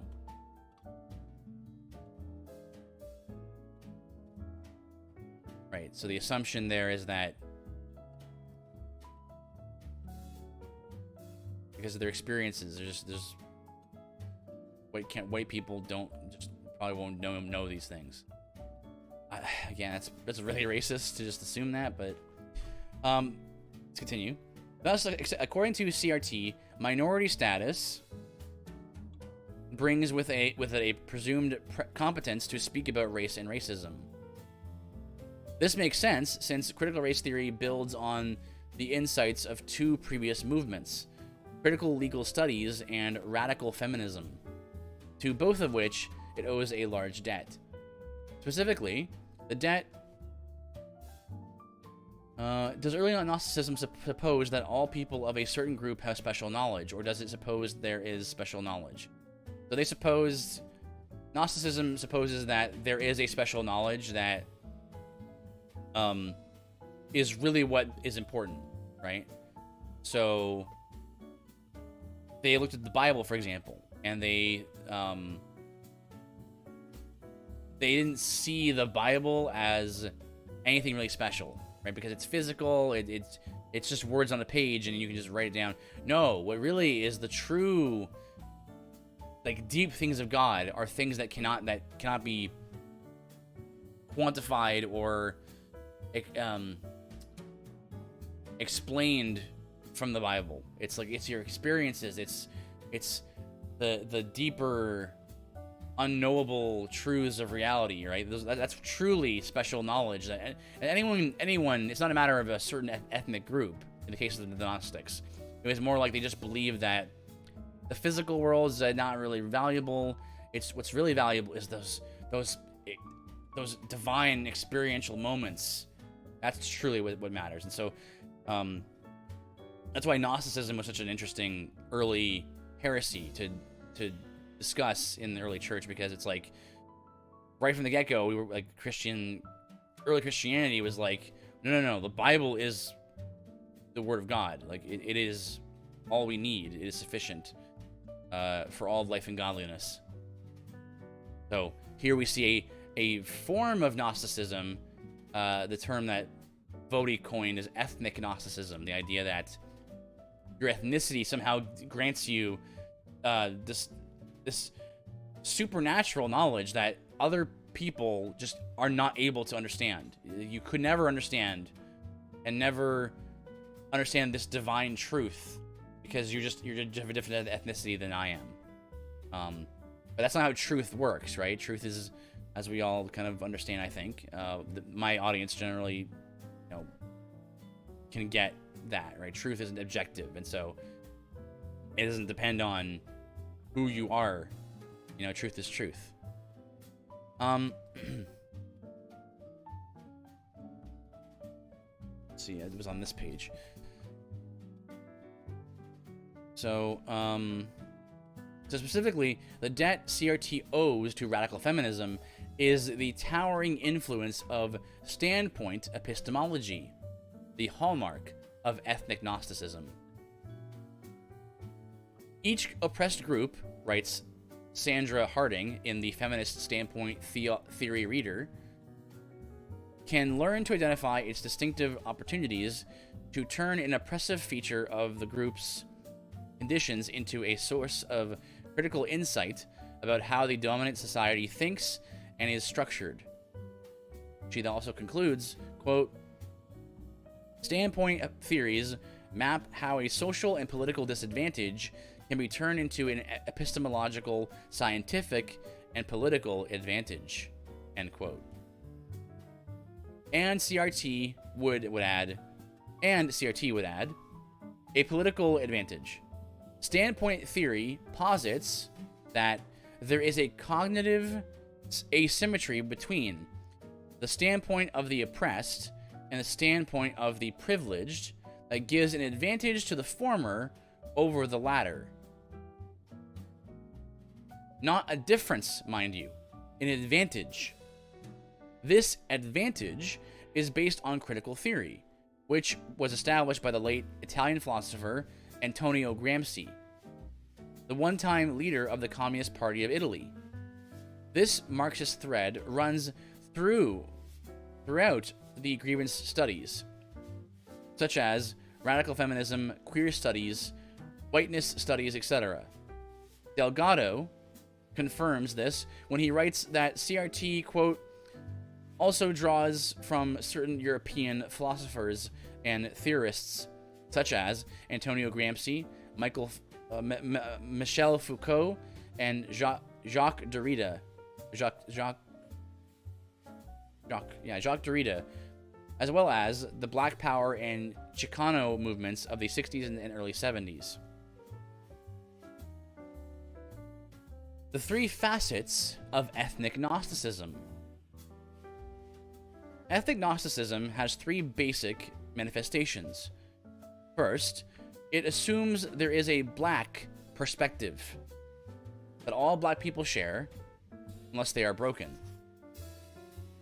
Of course, no one will admit this since it is obviously racist.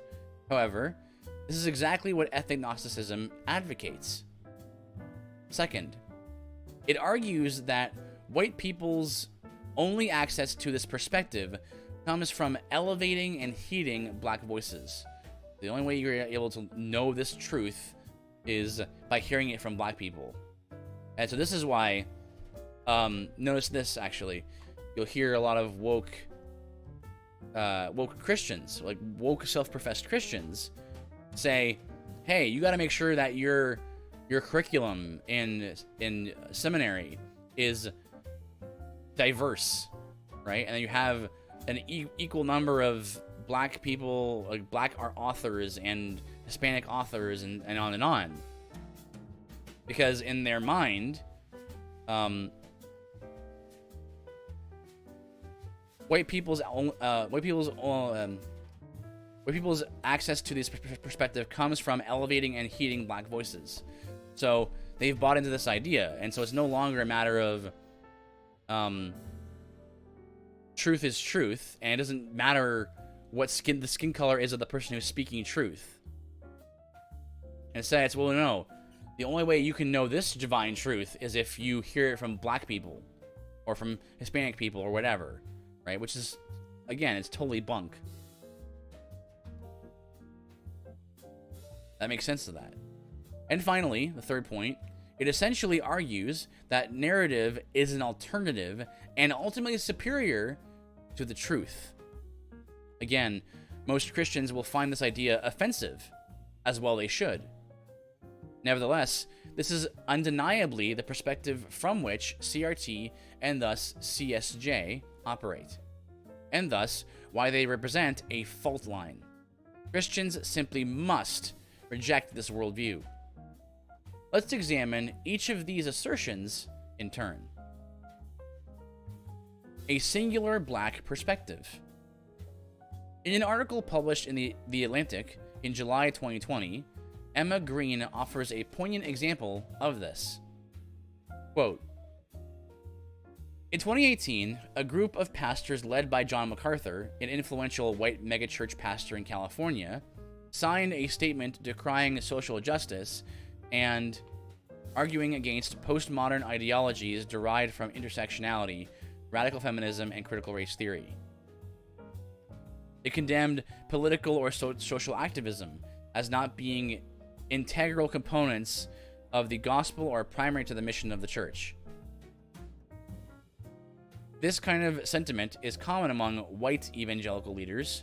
Several black leaders who work in these spaces told me white pastors aggressively enforce the boundaries of acceptable conversations on racism, weaponizing any position that bears even a whiff of progressive politics, and slapping labels such as social justice and cultural Marxism on arguments about systematic injustice. Black leaders are at predominantly white organizations, like it matters what the skin color is, are careful to emphasize. Notice the language you use here, how much emphasis is always placed on white pastors, white, this person's a white person, this person's a black person, If they're white, they their view is less valuable, Black leaders at predominantly white organizations are careful to emphasize that caring about racism is a gospel issue.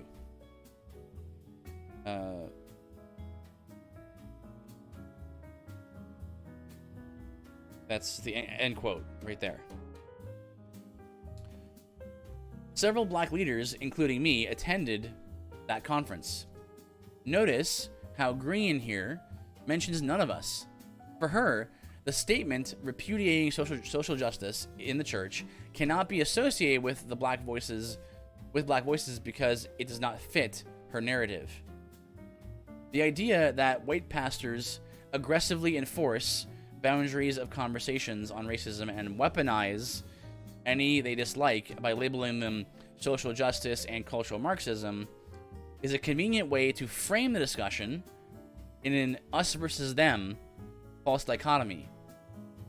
That only works if desperate black voices are dismissed. Perhaps the clearest and most widely publicized example of this aspect of ethnic Gnosticism is what happened when Kentucky Attorney General Daniel Cameron announced in September 2020 the findings of the grand jury investigating the Breonna Taylor shooting. As I watched the press conference, I was struck by two things. One, the providential reality that at that particular moment in time, God would have a black man serving as the highest-ranking legal officer in the Commonwealth of Kentucky. And two, the knowledge that Cameron's ethnicity would matter only if he announced murder charges against the officers in question. Otherwise, his blackness would be negated and dismissed as irrelevant, and he would be deemed broken, right? Or as some people like to call it, as Eric Mason said, Angloid on the inside. Yes, the black on the outside, but they're Angloid on the inside. A pretty good impression of him, I think. Like, that was his own words, doing a talk as a self-professed preacher and pastor of the Word of God, accusing black people for not, like, accusing them of wrong-headedness because they disagree with the narrative.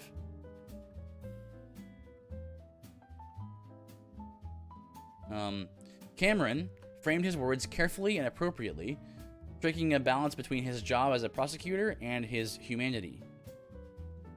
Quote, I remember seeing that clip. Man, that clip, man. It's that clip. That was the MLK 50 conference, I believe. It's that clip in that same place as the clip with Matt Chandler. It's a bad clip. It's rough. So, quote, I want to once again publicly express my condolences. Every day, this family wakes up to the realization that someone they loved is no longer with them. There's nothing I can offer today to take away the grief and heartache this family is experiencing as a result of losing a child, a niece, a sister, and a friend. What I can provide today are the facts, which my office has worked long and hard to uncover, analyze, and scrutinize since accepting this case in mid-May. I urge everyone listening today to not lose sight of the fact that a life has been lost, a tragedy under any circumstances. The decision before my office as the special prosecutor in this case was not to decide if the loss of Mrs. Taylor's life was a tragedy. The answer to that question is unequivocally yes. There is no doubt that this is a gut-wrenching emotional case, and the pain that many people are feeling is understandable. I deeply care about the value and sanctity of human life. It deserves protection, and in this case, a human life was lost. We cannot forget that. End quote. Cameron went on to dispel several myths about the Breonna Taylor case that are crucial not only because they matter to the case itself, but also because many Christian leaders have borne false witness in this matter, and their sin was exposed in the press conference. Lord willing, they will repent.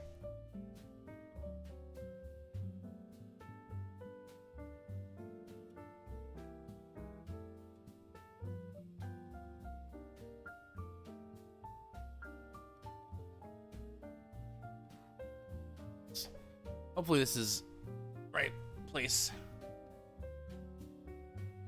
I'm gonna stand for a bit, I think.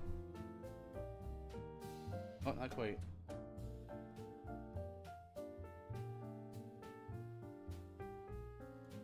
Okay. Over here.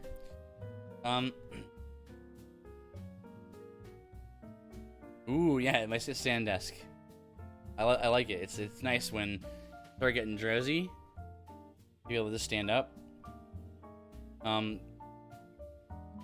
can feel it coming on a little bit right now for some reason. It happens just spontaneously. So Cameron went on to dispel several myths about the Breonna Taylor case that are crucial not only because they matter to the case itself, but also because many Christian leaders have borne false witness in this matter, and their sin was exposed in the press conference. Here are some of those myths and the facts that dispel them. Myth number 1. The police were at the wrong house. They were not. Footnote. According to leaked documents, the warrant for Breonna Taylor's apartment was granted based on, among other things, 1. Her possible involvement in a homicide after the body of an associate was found in a car Taylor rented in 2016. 2. The fact that a known drug dealer listed Taylor's residence or address on his Chase bank account. 3. The fact that Taylor once bailed the dealer out of jail. 4. The fact that during recorded jailhouse phone calls between Taylor and the dealer, she collected drug money for him. 5. The dealer had packages delivered to Taylor's apartment. And 6. Surveillance video and photos showed Taylor at the trap house with the dealer. Interesting. There's that one. So at least we're not at the wrong house. Myth number 2. The officers used a no-knock warrant. They were specifically told to knock and announce their presence. Interesting. I didn't know about that, actually. Myth number 3. The officers did not announce themselves. Eyewitnesses testified that the officers both knocked and announced. Huh. Didn't hear about that either on the news. Myth number 4. The officers started the firefight. Taylor's boyfriend, Kenneth Walker, admitted that he fired the first shot. Okay. Myth number 5. One of the officers was shot by friendly fire. The officers all fired 40 caliber rounds. The injured one was hit by a 9mm, which is what Walker was using. Good. It's good data. Myth number 6. The officers shot Breonna Taylor in her bed as she slept. Taylor was shot in the hall as she stood next to Walker, who opened fire.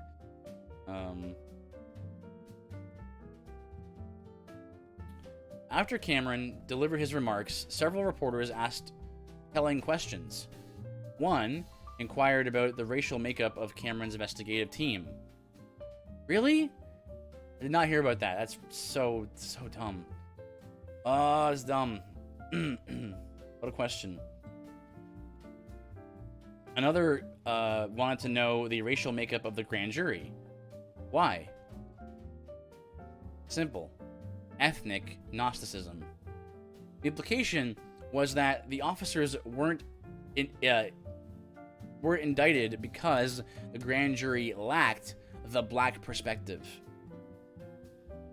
But what about the black attorney general standing at the podium who oversaw the whole thing? According to the press, he... Wow, this is a quotation? It is, okay. According to the press, he, quote, turned his back on black America. End quote. Footnote, Greg Moore, Kentucky AG Daniel Cameron turned his back on America. Here's how to fight back. And quote, skin folk but not kinfolk. He does not speak for all of us. That's a footnote for Thomas Catanasi. He is not kinfolk. Okay. This is straight out of the Ethnic Gnosticism Handbook. Cameron's presentation of the facts did nothing to dispel the narrative journalists and other social justice warriors wanted to tell about the Breonna Taylor case. MSNBC's Joy Reid, who is black, combined the first and third elements of ethnic Gnosticism when she said, quote, according to the theory of the law that was voiced today by Attorney General Cameron, police have the perfect right to bust into your home in the middle of the night if you have any association that police are looking for, even if they've already found them. And they can shoot and kill you in your bed and walk away with no legal repercussions. End quote. Note here that Reid repeated 2 of the aforementioned dispelled myths as if they were facts, just moments after the AG presented evidence to the contrary. In a similar move, the Arizona Republic repeated 2 debunked myths, saying that Cameron's words did not excuse, quote, the unconsciously light charges in the shooting death of Breonna Taylor, a black woman who was asleep in her home when police burst in looking for drugs, starting a firefight that killed her, end quote. A Slate article goes to the heart of ethnic Gnosticism's need to depict blacks who fail to hold to the singular black perspective as broken. Another quote there, yeah. Those who fail to toe the ethnic line are instead pandering to white Republicans. Quote, Cameron's words meant to justify the unsatisfying charges, the article writes, or states, actually did more to explain his meteoric rise through the ranks of Republican politics, end quote. Oof, yeah, that's right. In other words, we all know what happened. So anything that contradicts our gnosis, our knowledge, is already wrong. Moreover, any black person who does not agree with our gnosis is broken. So our job is not to examine the evidence of the case, as like we should as Christians. It's not hard to start with a racialized lens nowadays, I suppose. It's very true, Yoshi. Very true. So our job is not to examine the evidence of the case, but the evidence of his life, since that is the only possible explanation. All the while, white reporters interviewed these people without an ounce of pushback about the facts of the Taylor case that Cameron presented. Why? Not only because it wasn't politically expedient, but also because they are good anti-racists who know that they, according to CRT, are operating from an inferior and incomplete perspective. Here comes the more Gnostic part here. Next section. White people cannot see without black voices. Ethnic Gnosticism argues that white people's only access to the singular black perspective comes from elevating and listening to black voices. This is why I refer to it as the new priesthood. Of course, as the previous discussion shows, this only includes black voices that speak the singular black truth rooted in the experience of black oppression. Evangelicalism is echoing the same sentiment. Everywhere you turn, another prominent voice is calling for the recognition and elevation of black voices, sometimes even in ways that clearly advocate the principles of ethnic Gnosticism. And that isn't to say that you shouldn't recognize, black people who are also knowledgeable and skillful and good expositors of the Word of God and so forth, right? It's that you do it just for diversity's sake. Like, oh, is this person a minority? Okay, great. Then that means that we should listen to him. No, listen to what's true.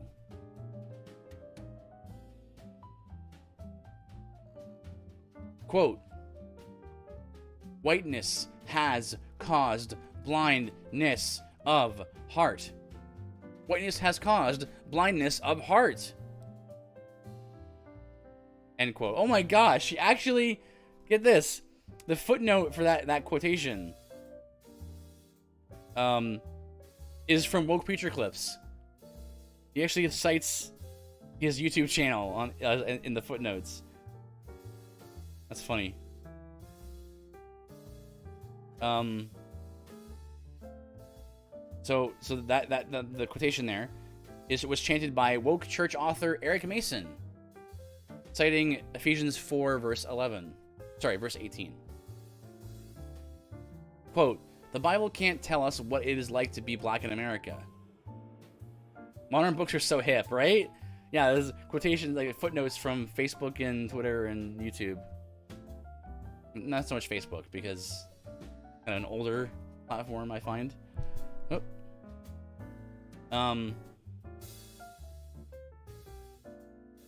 This is an incredible quotation. Listen to this, guys. Quote, the Bible can't tell us what it's like to be black in America or how to address systematic discrimination in housing or education. Tweeted VeggieTales creator Phil Vischer. We need to listen to voices who study the issues and have had the experience, end quote. Incorrect. Wrong. It's amazing. For so many years you can be reading your Bible and just not getting it. Like, it doesn't. The Bible can't tell us what it's like to be black in America. Well, but like in Black America, I mean, no, it can't tell you how to build a computer either. Like, it doesn't tell you or how to drive a car or a lot of other things. But it'll tell you all the moral things and the things that you need to know because it's sufficient for all truth and godliness and all of life.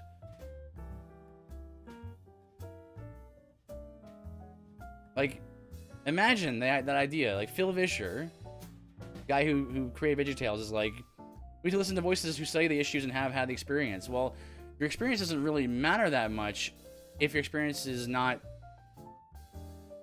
in relation to truth, right? Because the heart is deceitfully wicked, and you can perceive something in a certain way that might not be true. That's why you have to examine evidence and reach your conclusions that way.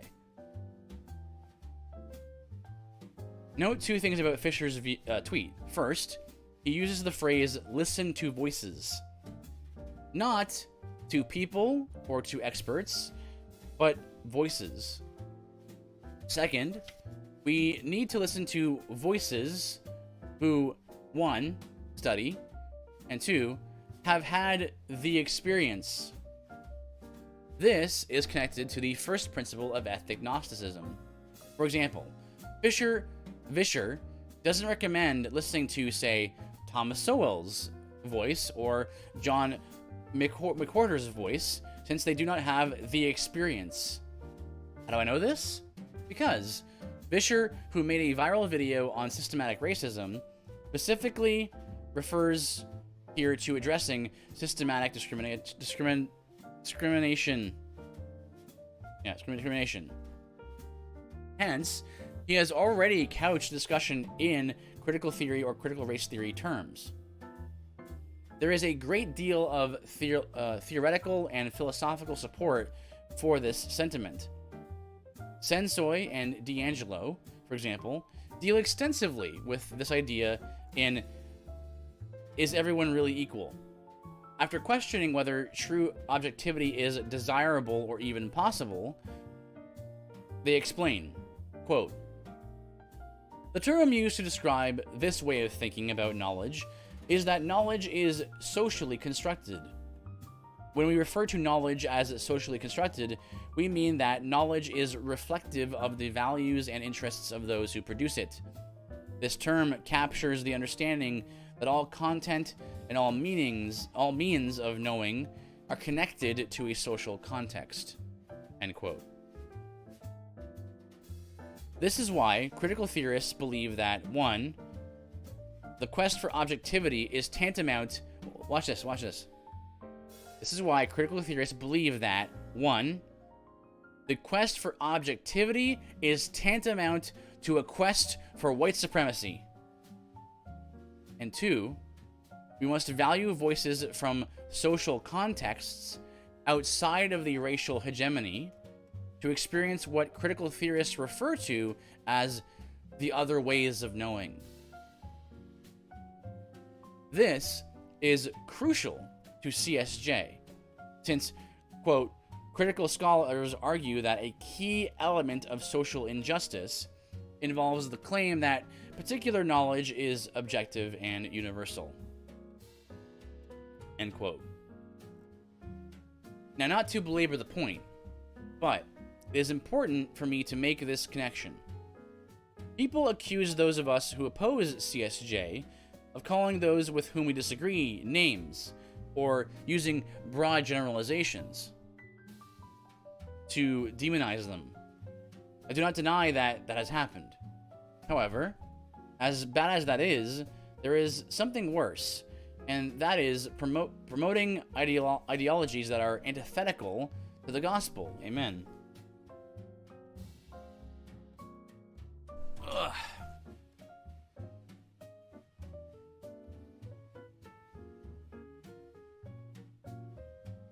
Ethnic Gnosticism is dangerous,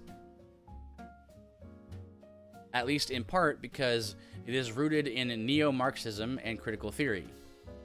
In a book poetically titled Roads Must Fall, The Struggle to Decolonize the Racist Heart of Empire, Kehinde Andrews makes the connection even clearer when he writes, quote, "The neglect of black knowledge," there it is again. See that?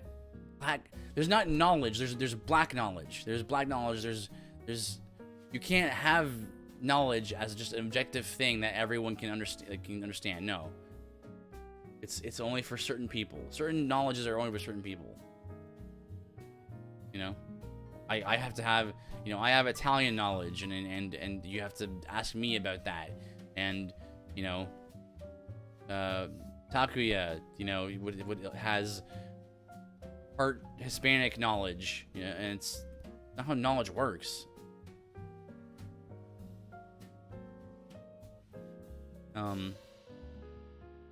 So, let me start again. Kehinde Andrews makes the connection even clearer when he writes, quote, "The neglect of black knowledge by society is no accident, but a direct result of racism," end quote. Read carefully as Andrews unpacks what he means by the term black knowledge. Quote, "Black studies redresses this marginalization by focusing on those knowledges produced at the margins and aims to create knowledge that can have a liberatory impact," end quote. Having introduced the idea of other knowledges, he then ties the idea back to CT, CRT, or intersectionality with all of its trimmings. Quote, "As Malcolm X argued, truth is on the side of the oppressed, and the standpoint of blackness provides a unique understanding of society. Black studies is part of the wider movement to decolonize knowledge and to debunk the racist assumptions of the taken-for-granted Eurocentric truth regimes." Wow. This has never been a battle that was just academic. Knowledge shapes the world. Eurocentric knowledge created the racist social order we now experience. End quote. This reads like Andrews opened up a CRT thesaurus and went to town. He made all the connections, and in doing so, perfectly illustrates my point. These ideas are rooted in a worldview. And that worldview has crept into the church. In his book, Removing the Stain of Racism from the Southern Baptist Convention, Southern Baptist Theological Seminary professor Jarvis Williams, who we've talked about before, urges white Christians to, quote, "be quick to listen and slow to speak on race when they do not understand." Because in his view, quote, "white supremacy and racism are complicated issues," end quote. He goes on to explain what the proper understanding of these issues requires. Quote, "These issues relate to concepts such as racialization, critical race theory, mass incarceration, economic inequality, educational inequality, and other forms of systematic injustice." But abortion, is that one? About all the black babies being murdered in America. How about that? Speaking ignorantly about these issues is inappropriate. Southern Baptists, especially white Southern Baptists, with privilege and without personal experience of the challenges associated with being a black or brown person in the U.S., could spend more time listening to their black and brown brothers and sisters instead of trying to speak to, at, about, or for them. Speak to? End quote. Some commentary there. Not the speak to part. That was me. Note how Williams shifts from the idea that these are complicated issues to appealing to the personal experience of the challenges associated with being a black or brown person. This is classic ethnic Gnosticism. White people don't understand because of their privilege, read hegemony, oppression, etc. And black people do understand because of their personal experience with hegemony, oppression, and so forth. In a May 2020 sermon, pastor and former International Mission Board President David Platt, this is definitely very segregated sounding. Very much so, Yoshi, very much so. Again, notice how a lot of the same names are coming up, right? David Platt, Jarvis Williams. So, in a May 2020 sermon, David Platt bowed to these forces when he said, quote, I was compelled to do a David Platt impression, but I won't. I want to sacrifice more of my preferences as a white pastor. As a white pastor, I need to grow. I do not want to speak from the Bible on issues that are popular among white followers of Christ. And I know, as a white pastor, I have blind spots, so I am part of the problem. It's so bad. Like, and it's the end quote there. Like, it's not, you know, as a Christian, I have a blind spot. You know, as a fallen son of Adam, right? Like, I don't watch enough popular pastors to know how they all sound. Well, it's true. I don't know how they all sound either. But I know that David Platt, he has this tendency to always kind of sound like he's about to cry. If you've ever heard him speak, kind of has this sort of on the verge of crying sort of voice to him. I don't know why. Just something I've noticed. This is back before he was even woke or anything. I just noticed that about him.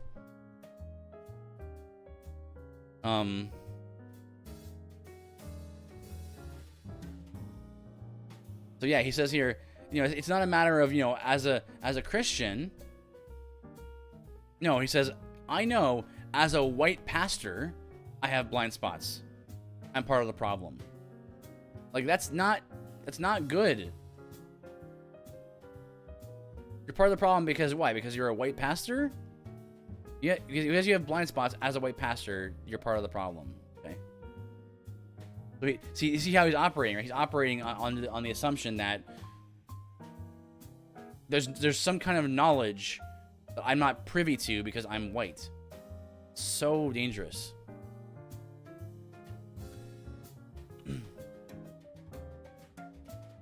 If black people know racism and white people cannot know racism and are racist by default as a result of their white privilege, then the only acceptable response is for white people to sit down, shut up, and listen to what black people have to say on the matter. That is exactly what the Be the Bridge curriculum and Facebook group, one of the most recommended resources on race among contemporary evangelicals, is about. Thabiti Anyabwile, arguably the leading CSJ voice in the broader evangelical sphere, has endorsed, recommended, and promoted Be the Bridge many times. Here is a picture of what it looks like when the church accepts the premises of ethnic Gnosticism. This is an excerpt from the Rules for White Members. Let me repeat that because it's insane. This is an excerpt from the Rules for White Members of the Be the Bridge Facebook group. Quote, "Don't white-splain. Do not explain racism to a POC, a person of color. Do not explain how the microaggression they just experienced was actually just someone being nice. Do not explain how a particular injustice is more about class than race, even though it's a lot of times it is. It's an easy trap to fall into, but you can avoid it by maintaining a posture of active listening," which just means shutting up and just listening and doing what they say.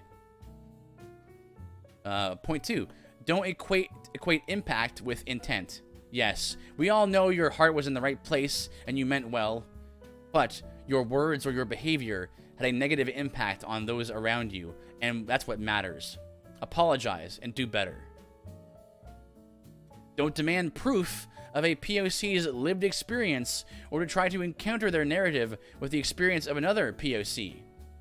The experiences and opinions of POC are as diverse as its people. We can believe their stories. Keep in mind, just because one POC doesn't feel oppressed, doesn't mean systematic institutional racism isn't real. Do not chastise POCs or dismiss their message because they express their grief, fear, or anger in ways that you deem inappropriate. Understand that historically, we, white people, have silenced voices of dissent and lament with our cultural idol of niceness. Provide space for POCs to wail, cuss, or yell at you. I didn't read that part before. So literally is saying one of the rules on this Facebook group for white members only is open yourself up to being yelled at, basically, to being verbally abused by people in this Facebook group.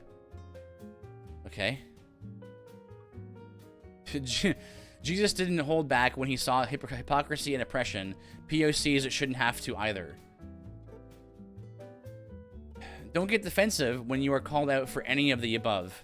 When a person of color tells you that your words, your tone, or your behavior are racist, oppressive, or triggering, you stop. Don't try to explain yourself. Don't become passive-aggressive or sarcastic. Don't leave in a huff. It may be helpful, however, to inconspicuously step outside, go to the restroom, and take a deep breath. Remain cognizant of the dynamics of white fragility, and take note of how it usually shows up within you. End quote. Because, of course, that's the whole story, whole narrative, right? Is that white people are inherently racist. It's the equivalent of sin nature. It's just who you are, and you can't help it.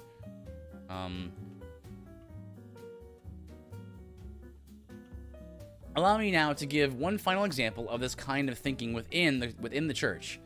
In a recent tweet, remember that Facebook group that we just read the rules of was promoted by and endorsed by Thabiti. So that's pretty awful. In a recent tweet, Anthony Bradley, a well-known conservative reformed evangelical scholar, makes a poignant practical application of the foundation Jarvis Williams previously laid out for Southern Baptists. Quote, "Black people in America have relied on God's word to help them survive white people." Man, that's bad. When you're white and in the dominant culture, you've never needed the Old Testament covenant-keeping redemptive God. That's so wrong. Yours became a Christianity of moralism.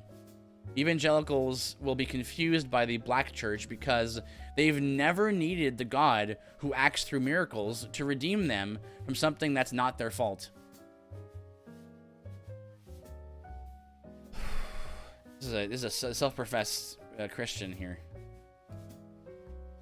So, of course, they will eventually question the reliability and veracity of text. Life's been pretty easy for them. One of the privileges of being white in America is never needing God to stop a society from trying to destroy you and your family. Like, seriously? How blind do you have to be? I want to read that again. One of the privileges of being white in America is never needing God to stop a society from trying to destroy you and your family. I'm pretty sure we can all think of examples of our culture trying to drag us down and destroy our witness, and destroy our sanctification because we're white. It doesn't happen to us. This is an infuriating quote right here, man. So, the Bible is a book for evangelicalism, disciple making, and teaching morals, not a book for personal and social cosmic survival. As such, Great Commission Christianity doesn't know what to do with the Old Testament. They have to make Jesus and Paul appear in the Old Testament in order for the text to have meaning. The traditional black church is far more Trinitarian about the whole counsel of God than evangelicals. End quote. Note like that tweet about making adult films for preteens. Oh, we live in a messed up world. We live in a clown world. That's right. Yeah, the tweet, I actually didn't retweet that. The one about we should make like training wheel porn for kids. She's like, hear me out. Kids see a lot of intense, hardcore stuff these days at very young ages. We should like make entry-level pornography. That sounds like a great idea. It's right. What could go wrong? That's some clown world stuff, man.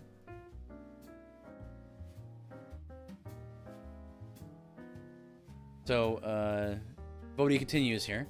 Note the separation he makes between evangelicals, Great Commission Christianity, and black people and the traditional black church. Also, note the clear connection between those categories and the ability to know and experience God rightly. Finally, note how all of this is rooted in experience and narrative. Here's the third point. Narrative trumps truth. The third and final plank in the ethnic Gnosticism platform is the idea that narrative is an alternative and ultimately is superior to the truth. One of CRT's hallmarks is storytelling, particularly as its architects define it, legal storytelling and counter storytelling. Legal storytelling is, quote, using stories, parables, and first-person accounts to understand and analyze racial issues, end quote. While counter-storytelling is, quote, writing that aims to cast doubt on the validity of accepted premises or myths, especially ones held by the majority, end quote. And these are quotes from Delgado in Critical Race Theory, page 178, 171, and page 53. The practice has, quote, enjoyed considerable vogue and has spread to all other disciplines, end quote. Essentially, CRT uses storytelling as an alternative to truth. As the old legal adage says, if the law is on your side, pound the law. If the facts are on your side, pound the facts. If neither is on your side, pound the table. CRT would change the last part of that to say, if neither's on your side, 1, assume it is because of racism, and 2, tell a story or a counter story. Storytelling and the racism of American policing. Perhaps the biggest problem with storytelling and counter-storytelling is that those stories so often are proven wrong, or worse, just plain false. We have all heard stories about racist police stops. I've even told one or two myself. There's no doubt that many black Americans have had run-ins with cops who are on power trips. Yeah, I acknowledge that too. That's something that's not good. I mean, it has to be stopped where it appears. Cops are humans too, and so they're also fallen. That's why they need accountability, right? Body cams are a great idea. They protect both the police and the citizen. So Americans have had runs with cops who are on power trips, having a bad day, or really were racist. I have described, I think I just saw a video last week about there was body cam footage of a cop planting drugs in a guy's car, right? It's like the cops exist. It's important to know that. I have described my own such run-ins elsewhere, but what about when they're not? What about when the officer was professional, courteous, even lenient, but the storyteller gives a different account? Should this not give us pause? 3 examples help demonstrate my point. Example 1, the liar. In April 2018, Reverend Jared Moultrite, the president of a South Carolina chapter of the NAACP, was pulled over by police. In a now deleted Facebook post, Moultrie wrote, quote, "Tonight I was racially profiled by Timmonsville officer Chris Miles because I was driving a Mercedes-Benz and going home in a nice neighborhood," end quote. Moultrie then took things a step further. Timmonsville Police Chief Billy Brown said Moultrie contacted him the next morning to accuse Miles of racial profiling and mistreating him during the stop. According to Moultrie's statement to the chief, the officer not only accused him of having drugs in the car, but did so in front of Moultrie's wife and grandchild. The chief's documents state that the officer, quote, asked Moultrie's wife and grandchild not to move because the officer looked as if he might shoot them or something. He also made mention that the officer continued to ask him about his neighborhood. Why was he in that neighborhood? And threatened to put him in jail in reference to something dealing with the registration to the vehicle. End quote. When the chief investigated, Miles' body cam footage told a different tale. Moultrie failed to signal a turn and had the wrong tags on his new Mercedes-Benz. The body cam footage shows that Miles was courteous, professional, and extremely helpful, telling Moultrie where to go to get his proper tags. After his lie was revealed, Moultrie removed the Facebook post. So again, there's an example, right? Body cam footage is helpful. But she says, yeah, planting drugs really triggers me. It should. It's totally unjust. It's so wicked. And considering the coaching of lawyers to not speak to cops, because things will be used against you, is just really maddening and disappointing. Yeah, it's true though, because it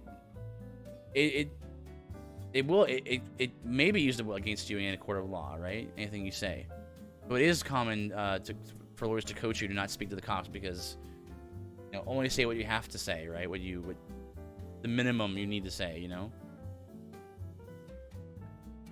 But yeah, absolutely, it should infuriate all of us, because it is so evil, so wicked to do that.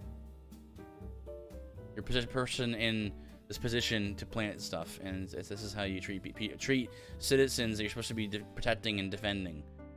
But again, this is why I think body cam footage is a great invention. Leave it on, have it on at all times, pretty much. Example number 2. The misinformed.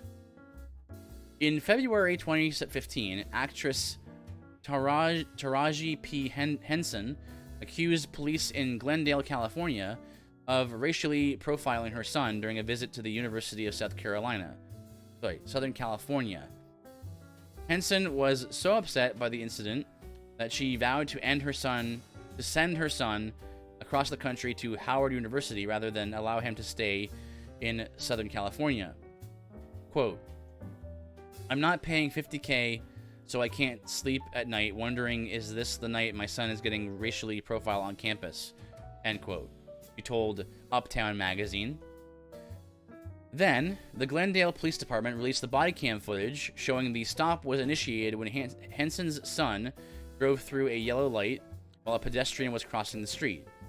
He also handed the officer an expired insurance card, to which the officer responded, "That's all right," and then, "Okay, good job," when the young man produced the proper documentation. The officer says he smelled marijuana, which Henson admitted having in his possession without a permit. Without a permit? That's a whole thing we can talk about. But anyway, along with Ritalin that wasn't prescribed to him. In an act that can only be described as extremely lenient, the officer said, "I'm going to give you a citation for the marijuana. I'm not going to give you a citation for running that yellow, because that will actually put a moving violation on your license." He barely even mentioned the Ritalin, a highly addictive drug in the same class as Oxycontin, opium, and fentanyl, other than to say, "If that you have Ritalin on you and you're not supposed to, don't do it. That's a big violation, and I wouldn't want to do it."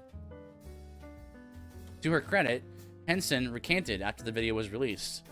Quote, "A mother's job is not easy, and neither is a police officer's," she wrote in an Instagram post. "Sometimes, as humans, we overreact without gathering all of the facts.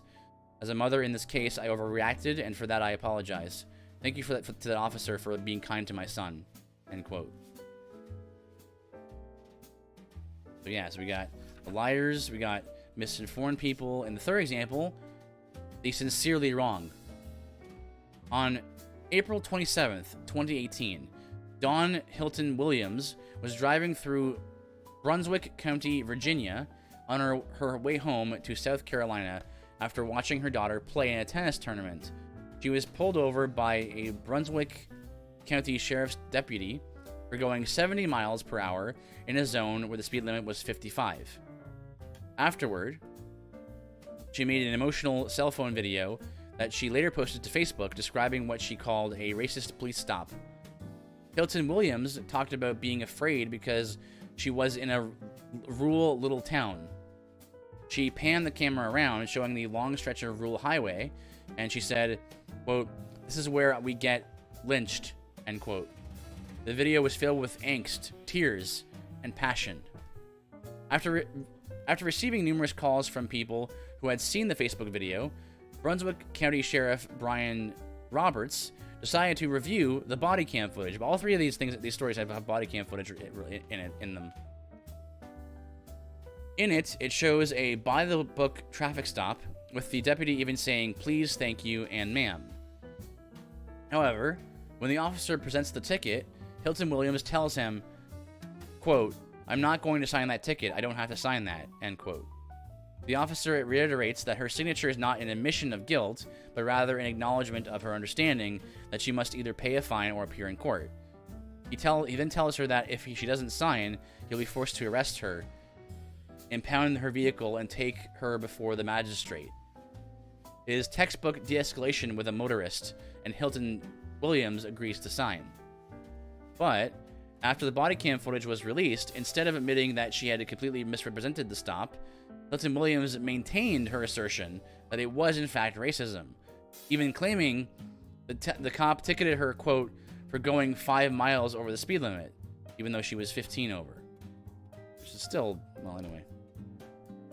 Her assertion was not based on the facts of the case. She had those wrong. Her assertion was not based on the facts of the case, what the officer did or said, or even the way he said it. Instead, it is based solely on black people suffering racism and trauma throughout history. In Hilton Williams' mind, she was victimized, and in the classic case of ethnic Gnosticism, she believes all black people understand that. Quote, "Why do only African Americans and people of color know what I'm going through right now?" End quote. She asks in her video. She then claims, quote, "Everybody I know who is African American has been through this at least one time," end quote. She went on to name several victims of recent police shootings and suggested that her fear arose from the very real possibility of joining them, even though that possibility was improbable under the circumstances. How many of the pastors who put BLM blackouts on their social media profiles wrote heartfelt apologies for their silence is violence missteps, or pledged to elevate black voices? Did so after listening to the countless stories of our African American brothers and sisters that told of being pulled over in a racist stop. I am weary of hearing testimony after testimony of white pastors who threw reason and scripture out the window because of these narratives. How many of these narratives were like the three mentioned above? How many were lies? How many were exaggerations? And how many with a genuine expression of fear and trauma that, though sincere, directly contradicted the facts? The answer is, we don't know. The rate of police killings of black Americans has fallen by 70% over the course of my lifetime. Yet, every time I turn around, it seems there is a headline about police hunting and killing unarmed black men and motorists testifying of profiling, threats of violence, and intense fear of police brutality. And again, that's to a certain extent that's kind of fair, because I mean we've been seeing it with some of the COVID protests, right? Police brutality is a thing, right? So it's not like you throw it all away, but each case has to be adjudicated on an individual basis, you know? The fear, as in the case of this woman who was pulled over for speeding on a rural highway, is real. When the officer responded firmly to Hilton Williams' refusal to sign her ticket, I believe she really was afraid. She really did think about police shootings that had taken place over the previous years. She also thought about countless stories she had heard about police racism and brutality. But what she thought was not based on reality.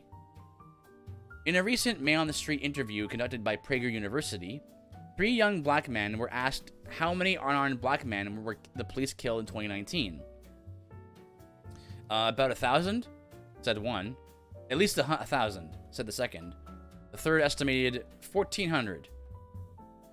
When asked how many unarmed white men were killed by police that same year, their answers ranged anywhere from 4 to 14.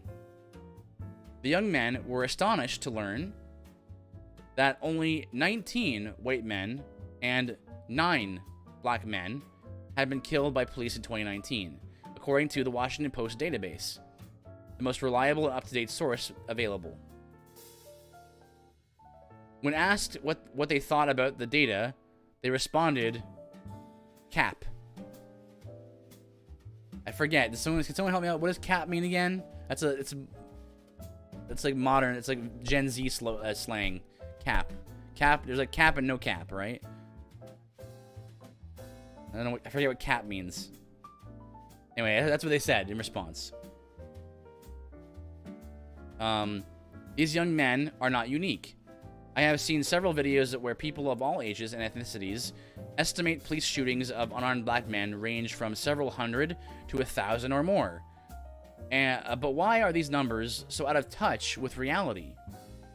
As we're about to explore, it's because those ideas contain a kernel of truth. The alternative to ethnic Gnosticism.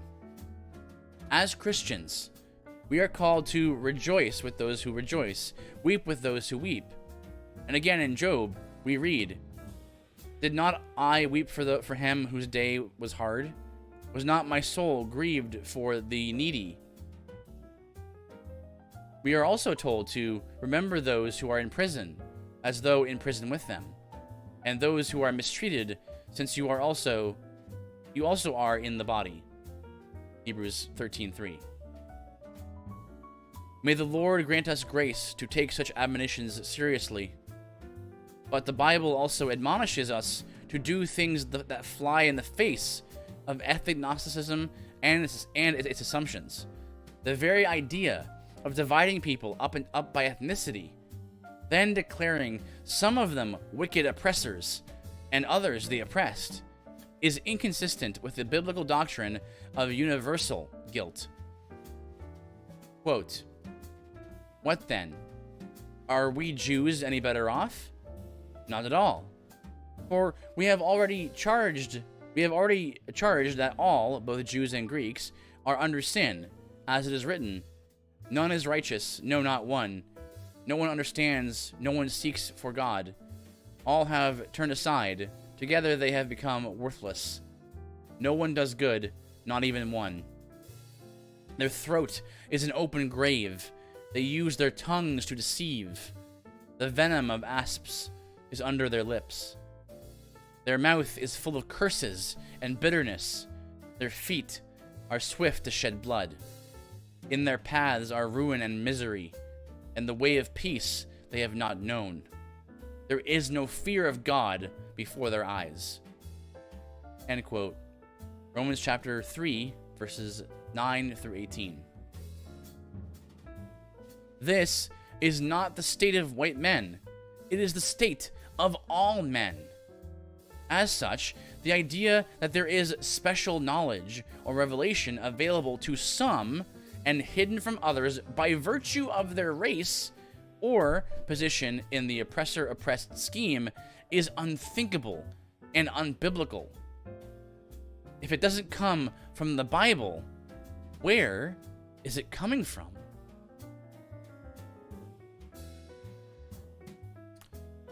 And that concludes chapter 5 of Fault Lines. Next time we're to get together to study and read chapter 6. A new priesthood. A new canon. That's right. Yeah, man. Yeah, Yoshi. Romans feels like an encyclopedia summarization of salvation and sin. Absolutely. It's so good. I mean, obviously, Paul was inspired by the Holy Spirit to write it, and it's just marvelous. So next time, we'll do chapter 6, and we'll talk about that and all the craziness in our crazy world that God is sovereign over, and He is bringing to a conclusion next week. And in the meantime, let's quickly just check for streaming people, and we'll go ahead and raid them. Oh, you know what? GMA is GMA is doing stuff today. Let's raid them. Sending the raid to GMA. God bless, guys. I will talk to you guys very soon. Well, I'll see you. Try to do it at unusual times, and yeah, that's right. A lot of people are streaming. We'll go there and send you guys some love their way. God bless you guys, and I will talk to you guys very soon.